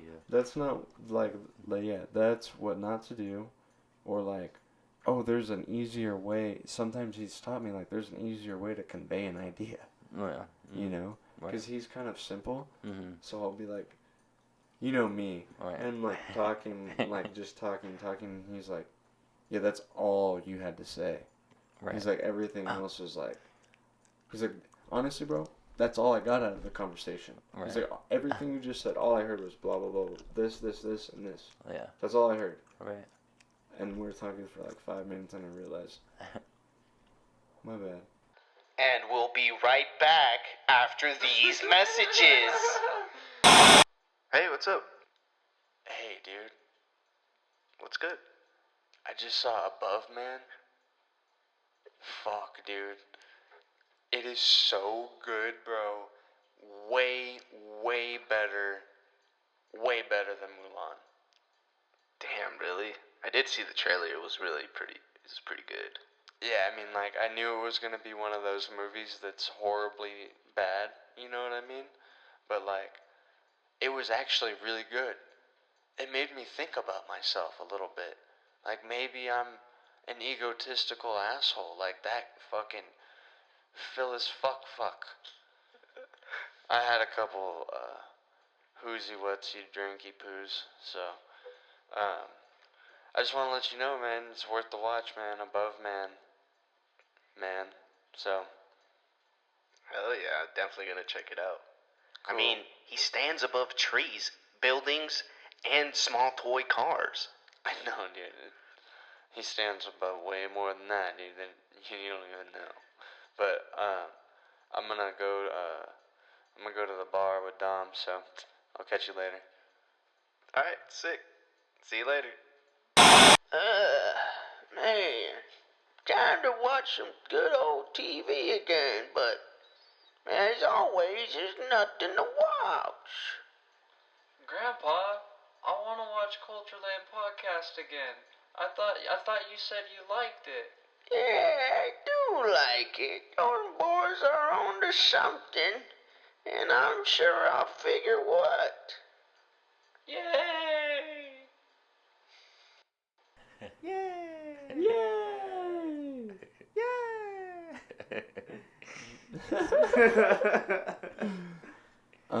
So King Louie over here is multi-talented. I don't know if you kind of alluded to it. I mean, he skates. Fucking very impressive. We got some clips playing right now. You saw some clips in the intro. We might do a little something special for the outro. I don't know. We'll see how it goes. But yeah, you're seeing him. He's shredding. It's dope. And what he also does is make music. And right now I'm showcasing some of his, some of his work. There's the YouTube there. Yep, you see it? Yep, click it. There we go. Yep, alright. And then, so, he makes music, he skates, but that's not all, folks. He also paints. This is true.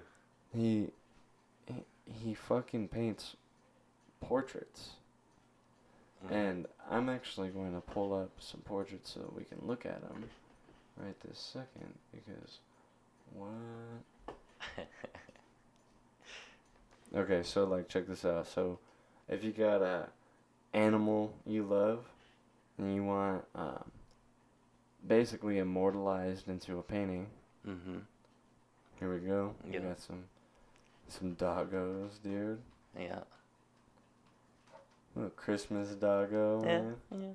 Little holiday season. And people send you photos and then you just paint that. Yeah, I just use that as the reference. So, yeah, if you have a photo you like, there you really, and I'll paint anything. Yeah, there's a giraffe. Right. Yeah. I don't think any of your homies got a giraffe, but Yeah. we got one right here. Yeah.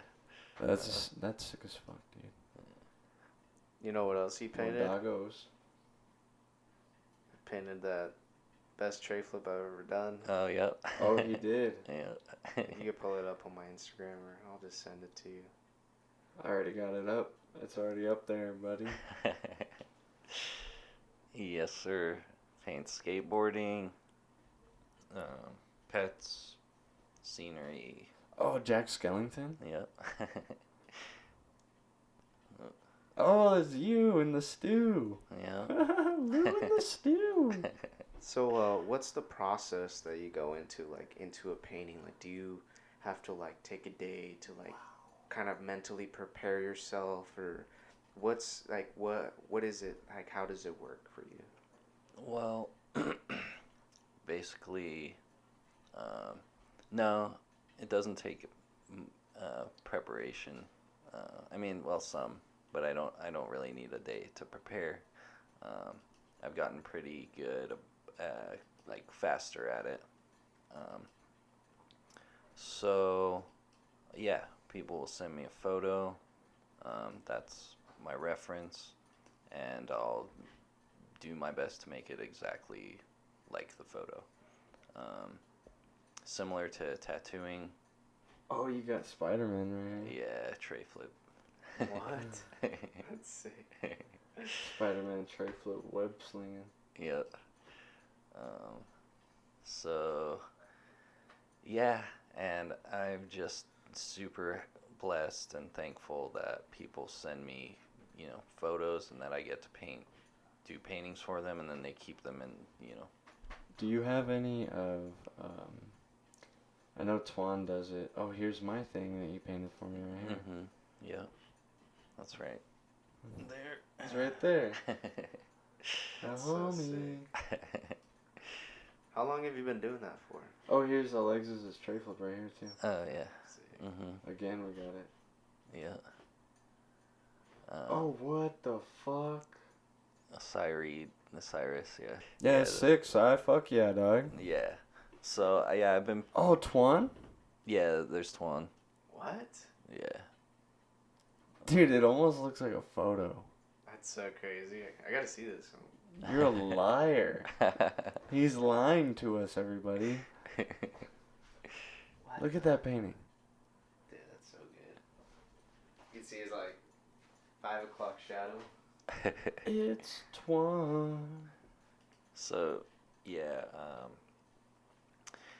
I've been doing custom paintings for people for about 4 years. That's not a painting. Yeah, that's Caleb. That's a painting. The Oceanside hobo. Yeah.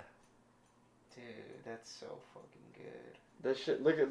Look at it in the thumbnail when it's all small. I know. That's not a painting. And you click on it. Dude. What the fuck? Yeah. So. The talent. Oh, you got Bobby's frontside flip? Yeah. What? You painted that? Yeah. Bro. Louie. Bobby is the homie. Legend. Yeah. Shout out, Louie. Oh, and here's the meditation gardens. Yeah, that's the self-realization meditation gardens right there. The walkway up. And then there's the koi ponds and all that to the left. Yeah. Mm-hmm. Looks sick. Yeah. Beach up on the Dude, top. I definitely gotta go there once that. The temple just fucking fell into the ocean, essentially. Yeah. That's so crazy. Yeah. Mm-hmm. Yeah, I'll pull up pictures for everyone to see. Yeah. But, so yeah, I've been, I actually learned a lot because I, Whoa. yeah, surfing. Damn. We're showcasing all of this, Louie. Nice. Everyone's gonna see. Oh, nice. So yeah, I restore posters, and that's how I learned how to do this stuff. That's basically. really dope. Yeah. What I was gonna say to you right now, before, what I wanted to ask you was, I've seen Twan do like the planetary systems, like the paintings and stuff, and I was gonna be like, oh, I think I've seen you do them. Can you do them? But then here's this fucking Knights Templar knight with a sword standing on a moon or something with an American flag. That's so sick. Look at it. Then there's like a moon in the back. Actually, I did that background with Anthony. So He showed me how to do. So that planet is spray paint, and that background is spray paint. So he did, yeah. He showed me how to do that, which I was like, wow, this is really cool. So yeah, I did that background with. I gotta pay him because, well, I don't owe him money. Don't get it twisted, but I gotta pay him to, or you both. I gotta pay both of you guys to do some planetary systems for my book. My multiple books, but yeah, for sure. Yeah. I spent a bunch of money on the podcast on my babies. Good purchase. It's an investment in myself. Yeah, that's great. At the very least, I can bug the shit out of my grandkids. If they ever have questions, I can just be like, podcast. Right. Yeah, it goes on for a while. There's lots of dogs and cats. Lots of doggos. Kitty. Yeah. Ooh, this one looks crazy. That's the first painting I did. Well, okay, I did one painting before that, 10 years prior. And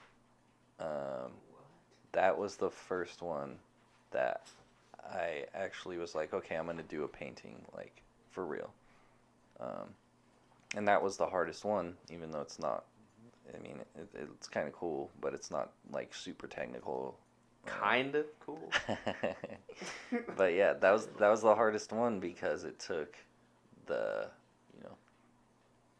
it took the determination, like, okay, I'm going to sit down and I'm going to do a painting. Like, I don't know if I'm that good at painting. I know I'm good at drawing, and because all I did before that was like color pencils and stuff. This is a poster that, so you could show the next one. That's like how it looks when it's finished. So when you restore them. Yeah. Mm-hmm. Oh, that's sick. Yeah, so that's what it looked like when I got it. So, yeah. Do the posters have to be of a certain quality?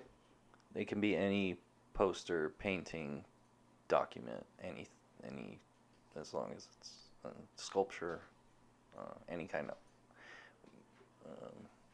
anything like that. You can restore it. That's crazy. Yeah, I started working there 15 years ago, and I still work there. And I just learned a lot about art from working there. I was lucky enough to get that job, like, straight out of college, pretty much. And I didn't continue with college because I was like, oh, this is what I want to do. Like, this is right up my alley. This is what I want to do. Like, I'm super blessed to have found that opportunity, and the homie Paul Nibbles, who's an amazing artist, got me that job, and so I'm super thankful to him. So yeah, I've been working there for 15 years, and just learned so much about art, and done Abraham Lincoln's signature on documents, and George Washington, and all sorts of crazy, signatures, and just seen all kinds of art, dope, like super dope old stuff. Yeah, they started having me do the signature enhancements, and so that was crazy because Former presidents. yeah, That's where your like hand is shaking and you're like, okay, Of these United States. yeah. But, so I just want to reiterate to the audience, there's a reason why I call you King Louie, okay. and this is just adding on to the reasons why I call you King Louie, because you are king, and this is crazy. Thank you, brother. Yeah, man. It's a trip, man. I've just been super blessed, honestly. Like, I'm just thankful, like, every day, especially now where I'm like in a good headspace. Going back in school again. Yeah, what are you going to school for? Human development, counseling. So I want to do counseling because, like you said, I'm better with one-on-one conversations. Kind of like our personalities, talking with, like, imagine myself being a teacher. Like, I don't think I could handle it. Like, or Yeah, I couldn't. yes, it's too much. But I do think I could have one-on-one conversations with people and maybe help. So I'm studying counseling and human development psychology, and psychology is super interesting, man. Especially if you have knowledge of spirituality as well, because then you can see from multiple perspectives. So I learning about spirituality before psychology, because I don't know much about psychology. Like, this is something new for me. But it's super interesting, man, just learning how the mind works, and not just what you think, but the way you think. Like, there's different ways of thinking, like different levels to thinking. And there's levels to this shit, man. right. There is. So everything's a wavelength, yeah. And there's different ones. Yeah, for sure. So and I because what happened was my poster job kind of slowed down a little bit. I was like, I need to find something else. Got driving jobs, and where I was driving like 13, 14 hours a day. And I was like, dude, this is killing me. Like, my back's starting to hurt. I'm just not feeling this. And, but at that actually led to where I'm working now because it gave me experience working with kids with developmental disabilities. That's right, you're doing that too. Huh? Yeah, so I'm a registered behavior technician. Work with kids with autism and developmental disabilities, and I've been doing that for about 1.5 years. And I work with 2 kids right now. One's 17 and one's 7. And yeah, I mean, I love it. Like, I've had a lot of shitty jobs, so this is like, but that unknown to me, that driving job that I had, driving kids to school, I actually was the thing that I put on my resume that allowed me to get this job that I have now. So it was like a blessing in disguise kind of thing. So yeah, it's ABA therapy. A lot of people do, or a lot of people know someone who does ABA therapy. It's basically when you're diagnosed with autism, they will prescribe ABA. So it goes through the insurance, and then you go to people's houses and you work with their kids for a session. My sessions are like 3 hours, which is great because I fit it all together with my school schedule and my other job, and I can do paintings in the meantime. It's just like, he's a busy man. But yeah, so I mean, I'm just super I'm just super thankful, man. Like, I have nothing to complain about. So if you hear me complain, just tell me to shut up, basically. Shut up! For real, like, if you hear me complaining about something, I give anyone permission to just tell me to shut up. Straight up. Just be like, yo, shut up, dude. But it'll check me real quick, like, because, yeah, I'm just super thankful. And I'm super thankful to have good friends like you guys, man. I appreciate you. We're thankful to have you around, man. Yeah. But you keep me motivated, you. Yeah, definitely. Word, man. Checking up on you and hearing like, oh, I'm doing this, and just so you know, everybody. I mean, we did talk briefly before like all this, and I do check up on him, but we're giving you guys a little bit of extra insight too. You know what I'm saying? Play a little pretend like I don't know about what are you going to school for? Like, yeah, right. You know what I mean? Yeah. But no, it's dope, man. My homie James is all over the place with what he's doing, and I don't know what he's doing, but that was something that he originally wanted to do. I think what he wants to specialize in is almost like psychedelic, like a new age, like therapy, like microdosing psychedelics, and like you know, like some sort of a therapy like that. He's telling me he's interested in. What do you think about stuff like that? Have you ever like heard it or looked into it? I have no issues with psychedelics. I mean, I think there can be useful tools if you use them correctly. They're not to be, a lot of people do them at a party, and just to and they're not getting the correct benefit from it. It's cool when you're younger, experimenting. Not everyone, but a lot of people do it when they're younger. But it can show you that there are other possibilities within your consciousness, and that's the main, unlocking that, where some people are just, hippie crap.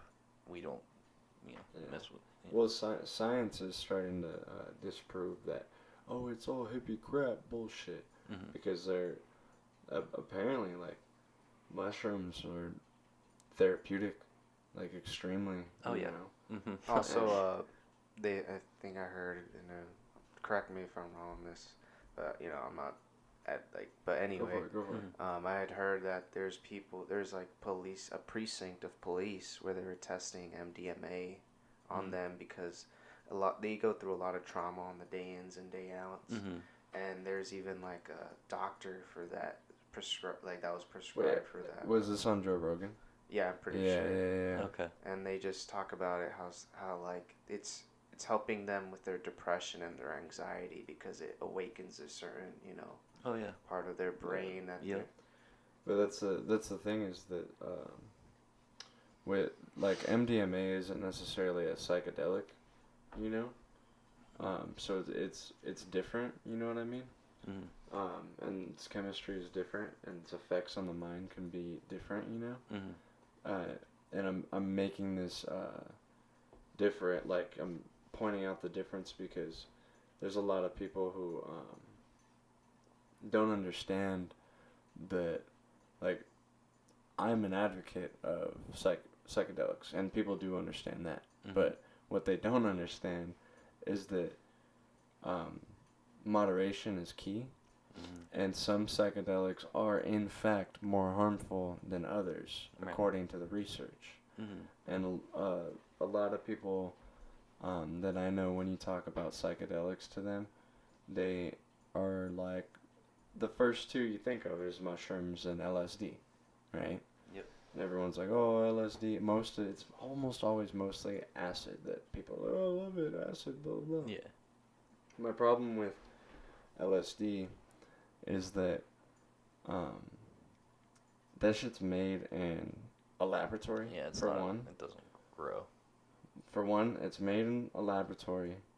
Two, if you don't know the person working in that laboratory and shit, you can't trust for a second that it's not LSD, because they can switch compounds, and you can have something very, very close that's not LSD, and they're just making a bunch of money off of you, and that certain thing might be more neurotoxic than LSD. But that's the main misconception, I feel like, is that people think that LSD is non-neurotoxic. It is a neurotoxin. Mm-hmm. LSD is a neurotoxin. And what people don't realize as well is that I think that when it comes to the consumption of psychedelics and the biome of the whole chemistry of the body and the mind and everything, we're not supposed to be taking isolated chemicals like that. Where on earth can you find pure LSD? Right. It's not natural. Yeah. You know, that's something we extract. The chemical compound is natural. It's a natural thing. But you're not going to find that in nature. What you'll find is, that's closest to it, is moldy wheat. You know what I'm saying? And you can make juices out of moldy wheat and do all this stuff. The ancients did it. Right. The ancient Greeks. There's a Joe Rogan podcast all about that too. This guy's talking about it. But essentially, that's the form that you should probably be taking, because it's the mold on the wheat and whatever. But you're literally, when you're taking LSD, it's an isolated compound from the mold. You know what I'm saying? Yeah. But how do we know that the wheat doesn't balance out, like, the composition of the chemicals in the mold? Like, you know, like, there's a balance that plays, man. The fruits fall off of the tree for a reason. Right. You know what I mean? Everything has, like, a purpose. And so when we start, like, you don't want to eat a fucking orange that's not ripe. Right. You know what I mean? Yeah, for sure. So it's like, that's one thing. But the huge misconception, a lot of people's education on LSD comes from one man, Timothy Leary. And that guy is a notorious, I hate to say it, notorious fraud. He's fudged more than a couple of things in his, in his history of working with LSD and doing the whole thingy thing. But the other thing also is that, like, at the end of his life, look at him, he fucking lost his shit. He wasn't, you know what I mean? Like, that guy was not all there, brother. You know, and he was like, LSD, LSD, you know. Right. And then a lot of people don't know the story of Sid Barrett. Is another example.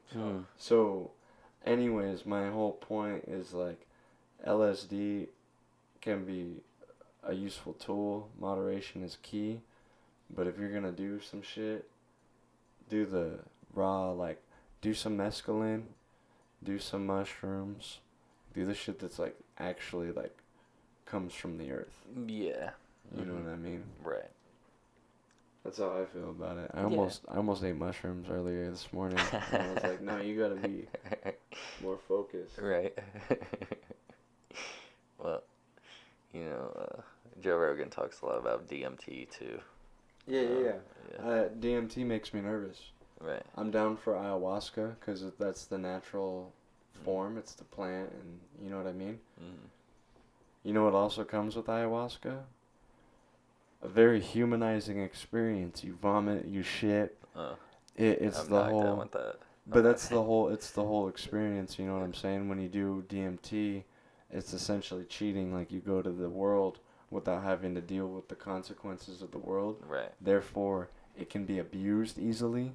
You understand? Oh, See where I'm going yeah, with this? but this is like DMT's already in your. Oh yeah, 100%. So, but that's what I was trying to get to is like, DMT is in all, like living things. It's in trees and, but actually through meditation you can access those parts of your brain. Yeah. So, that.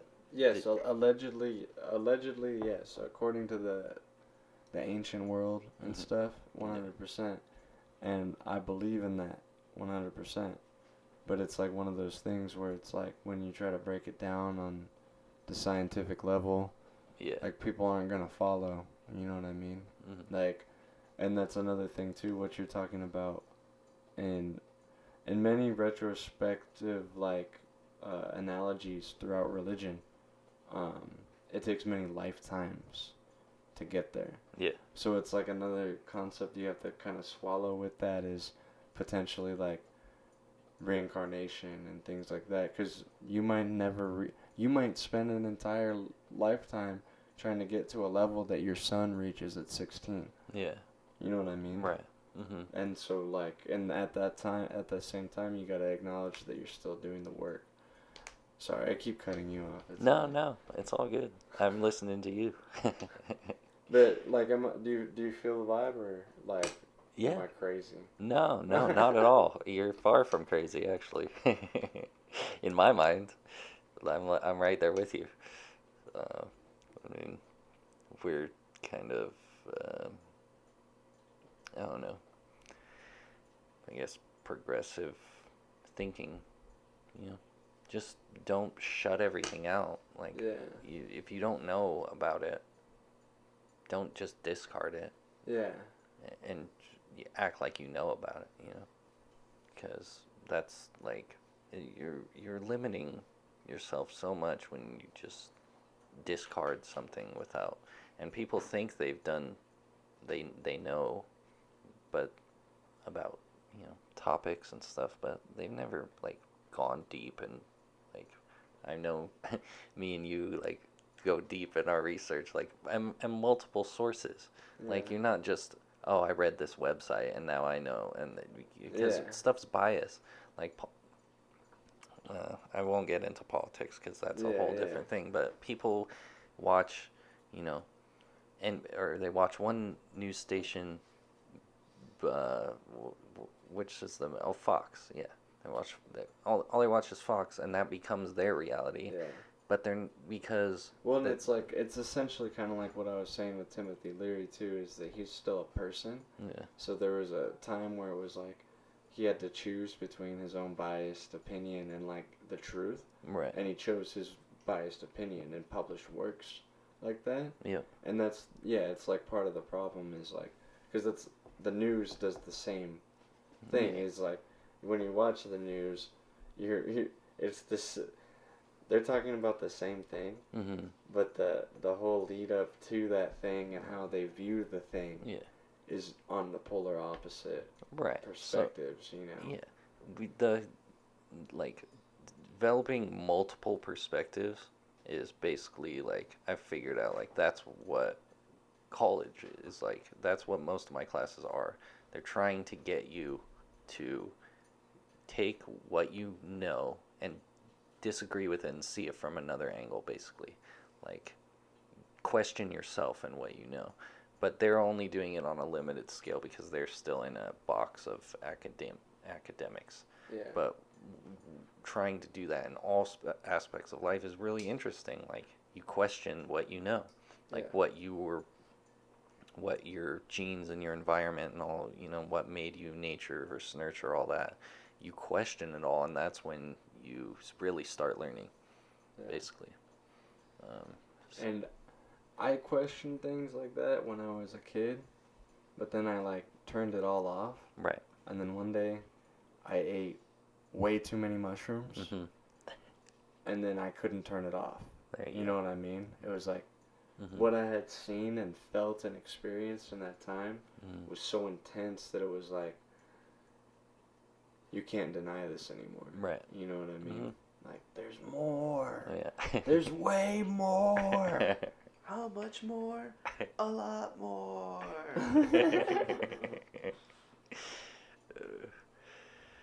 But yeah, so you think that, like, therapy using psychedelics, as long as it's in, like, a safe, controlled environment, you think that's something that could work?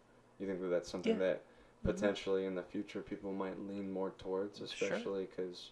I don't see why not. I mean, it's been, you know, demonized by, you know, politicians, and they don't want you to do, you know, but alcohol's fine, you know. Prescription drugs are fine. You go get death at a store, but there's mushrooms that grow in the ground. No. I think it's probably had something to do with Nixon, Reagan, but we won't. I'm not going to get into all that. Yeah. But But the war on drugs. Hey, Bubba. Hi, handsome boy. Hi. It's been a while since he got attention, huh? Watch out, Bubba. Come on. Come on. You crazy boy. You handsome. But yeah, a lot of that is still lingering from the war on drugs and how. I think that it's hitting a turning point. Yeah, a lot of stuff is right now. I think that, I know it's like, there's a lot of people on the front lines. I'm not going to try to isolate this movement to one person, because that's not what I'm doing at all. But I think that somebody who's really helped with this movement in the past 10 years is Joe Rogan.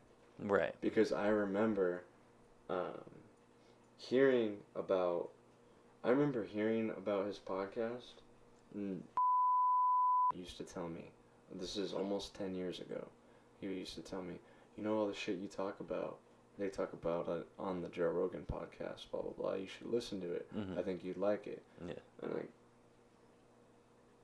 that dude is a douchebag. So I was like, I'm not, anything you have to offer, like any suggestion you're saying, I'm not interested. Oh, okay. You know, because I was just in my own egotistical mindset, and he didn't seem like he was interested in what I was talking about, but he was telling me, oh, you should check out this podcast because they talk about that stuff, and I listen to it sometimes, and I'm like, you don't ever want to listen, you know what I mean? Like, there's no, fuck you. Especially because you had, like, a biased opinion about him, so it kind of, like, isolated your ability to, like, be open and... Well, because I would try to talk about anything, and it was like, if it was anything that mildly went over that fool's head, he would just, like, start talking really loudly about something else, and, like, try to change, like, the whole... I know people like that. Yeah, you know those ducks in the pond? They just sit there, and they just wait for food, and then they're just sitting there in the water.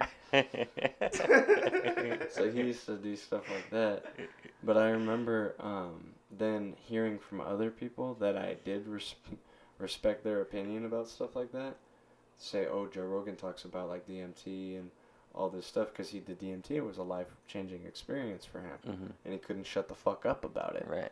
And because he couldn't shut the fuck up about it, people were like, hey, I want to talk to you about some shit. Mm-hmm. And then it opened up like this whole Pandora's box. Now he has all kinds of doctors and scientists going on the podcast and talking about these things. Yeah. It's being, like it's being destigmatized in a sense. Right. Not fully, there's still going to be, it's going to take a while and there's going to be a lot more work that needs to be done. Mm-hmm. And he's not even necessarily doing any of that work. He's just broadcasting these other people who are doing the work. Yeah. But because of him, a lot of people are being more open-minded to things like that. And it's really interesting, really dope, because if you talk to, my parents' generation, which is literally, a little bit older than yours, but just barely older than yours, because my mom had me when she was way too young, Mm-hmm. Their opinion on psychedelics is, oh, what are you going to do, go to Burning Man, and, Right. that's their whole oh, you hippie fucking whatever. Right. And now there's fucking world champion fighters who microdose and train. Yeah. Oh, for sure. Yeah. So it's the world's changing. So well, with the legalization of marijuana too, it's they're finding all sorts of uses. And, this was outlawed, but it's a magical, so I think this might be the next, it's the next one. Yeah, I think mushrooms will be next. Yeah. Mm-hmm. There's a boy. Say hi. Say hi.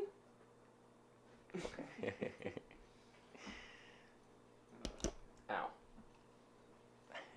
But yeah, good psychedelic talk. Right on. We do not condone or endorse the use of psychoactive substances, but we do believe that there is a safe way of doing it. Good. Please use responsibly. Yeah. I'ma just eat this big old bag and be fine. You wake up on the beach in La Jolla.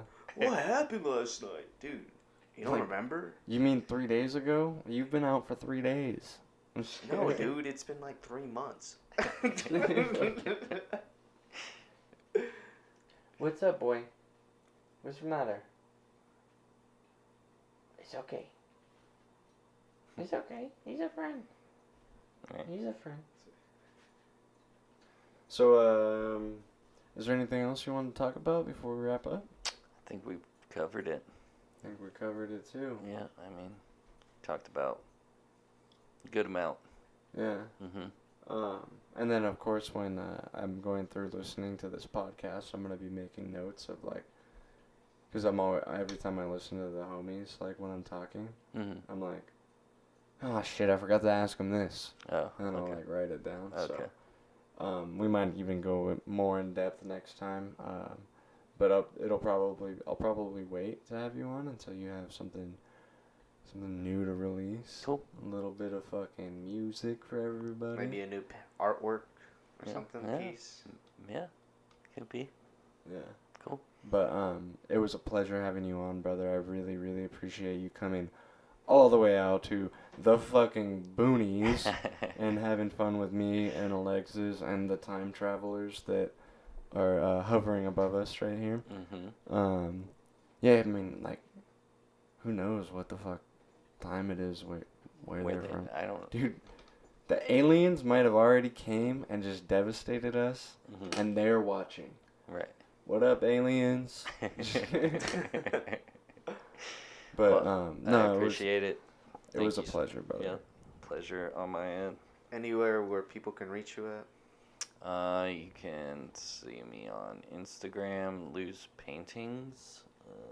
And that's for if somebody wants to commission some work from you or something like that. Mm-hmm. You could just message me. And then Facebook, Lou Farace. And yeah, if you want a painting of your pet, I'm the guy to go to. Yeah. Yeah. We showcased it. People are definitely gonna like it. And honestly, I'm really impressed too with the skateboarding portraits. Oh, Those ones are really good too. Amazing. So if you guys want want your favorite photo of you skating immortalized again, Yep. Hit up the boy Lou, pay this motherfucker, pay him up. Yes. But again, dude, thank you so much. I mean, we're all the way the fuck out in the boonies. I couldn't appreciate it It's anymore. been nothing but a pleasure. You brought us Thank dinner. you. Yeah. Brought us dinner, dude. Fucking so tight. But yeah, man. We'll have you on again for sure. I know that there's other shit I gotta ask you and talk to you about some other stuff for sure. I'm just high and tired. Yeah, I mean, me and you could sit there and talk for hours, like literally all night, but. But all right, we'll catch you guys later. See you on the next episode. See you on the next episode. You have a good night, good morning, good evening, whatever it is when you are watching this. Maybe the sun has been blacked out and it's eternal night. In that case, good night. Forever.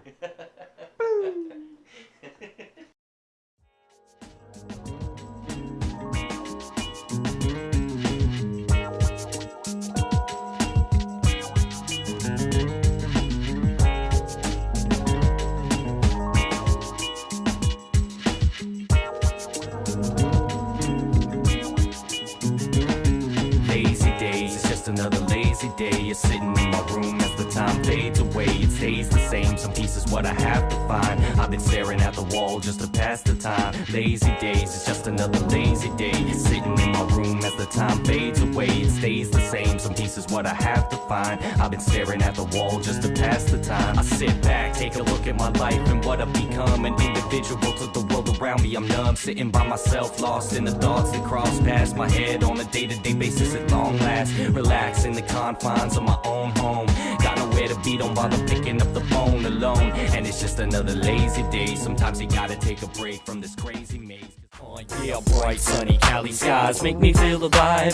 Beats like this will give me inspiration to survive. Now put this in your system when you're going for a drive, cause it don't take much to feel the vibe. Now when you got the music bumping, sunroof open, rolling towards the coast and smoking on some ganja, wandering with no particular destination, feeling great and you ain't got a care in the world, staring at girls passing by. No need for asking why we getting high and passing quad joints, still remaining on point. This San Diego living is a gift that's God-given. I'm having visions of being caught in a prison, rotting away. Distributed a number, they've forgotten my name. I'm hot and in pain, they got me fucking locked in these chains. Don't wanna think about it, each night the dream is the same. I wake up, shackled in bindings to the bars, the sun is blinding. Still I look up towards the clouds and I see they have no silver lining. I've been waiting till the day went by, can finally find some peace of mind. Be the kind to redefine individual with a ritual to be thankful, tranquil, calm when I wake. Won't have the pawn of my fate, I'll wait as long as it takes for the time when I can finally hear that freedom song. Of what we become, the way the country is run. Never thought I'd feel so numb. The injustice takes its toll upon your soul. It's gotten old, bought and sold. Thought control often molds people's perception to breed greed and hate and send it off in your direction. And now this way of thinking spreading to our economics. And I for one don't think it's right to be perfectly honest. So when they promise to make America great again, don't hold your breath till they start charging us for oxygen. It's all the same now, there's nothing we can do. They're trying to help themselves with no regard for me and you. They built the system in a way where there's no point in fighting back. Drain the love filled with hate till the heart's black.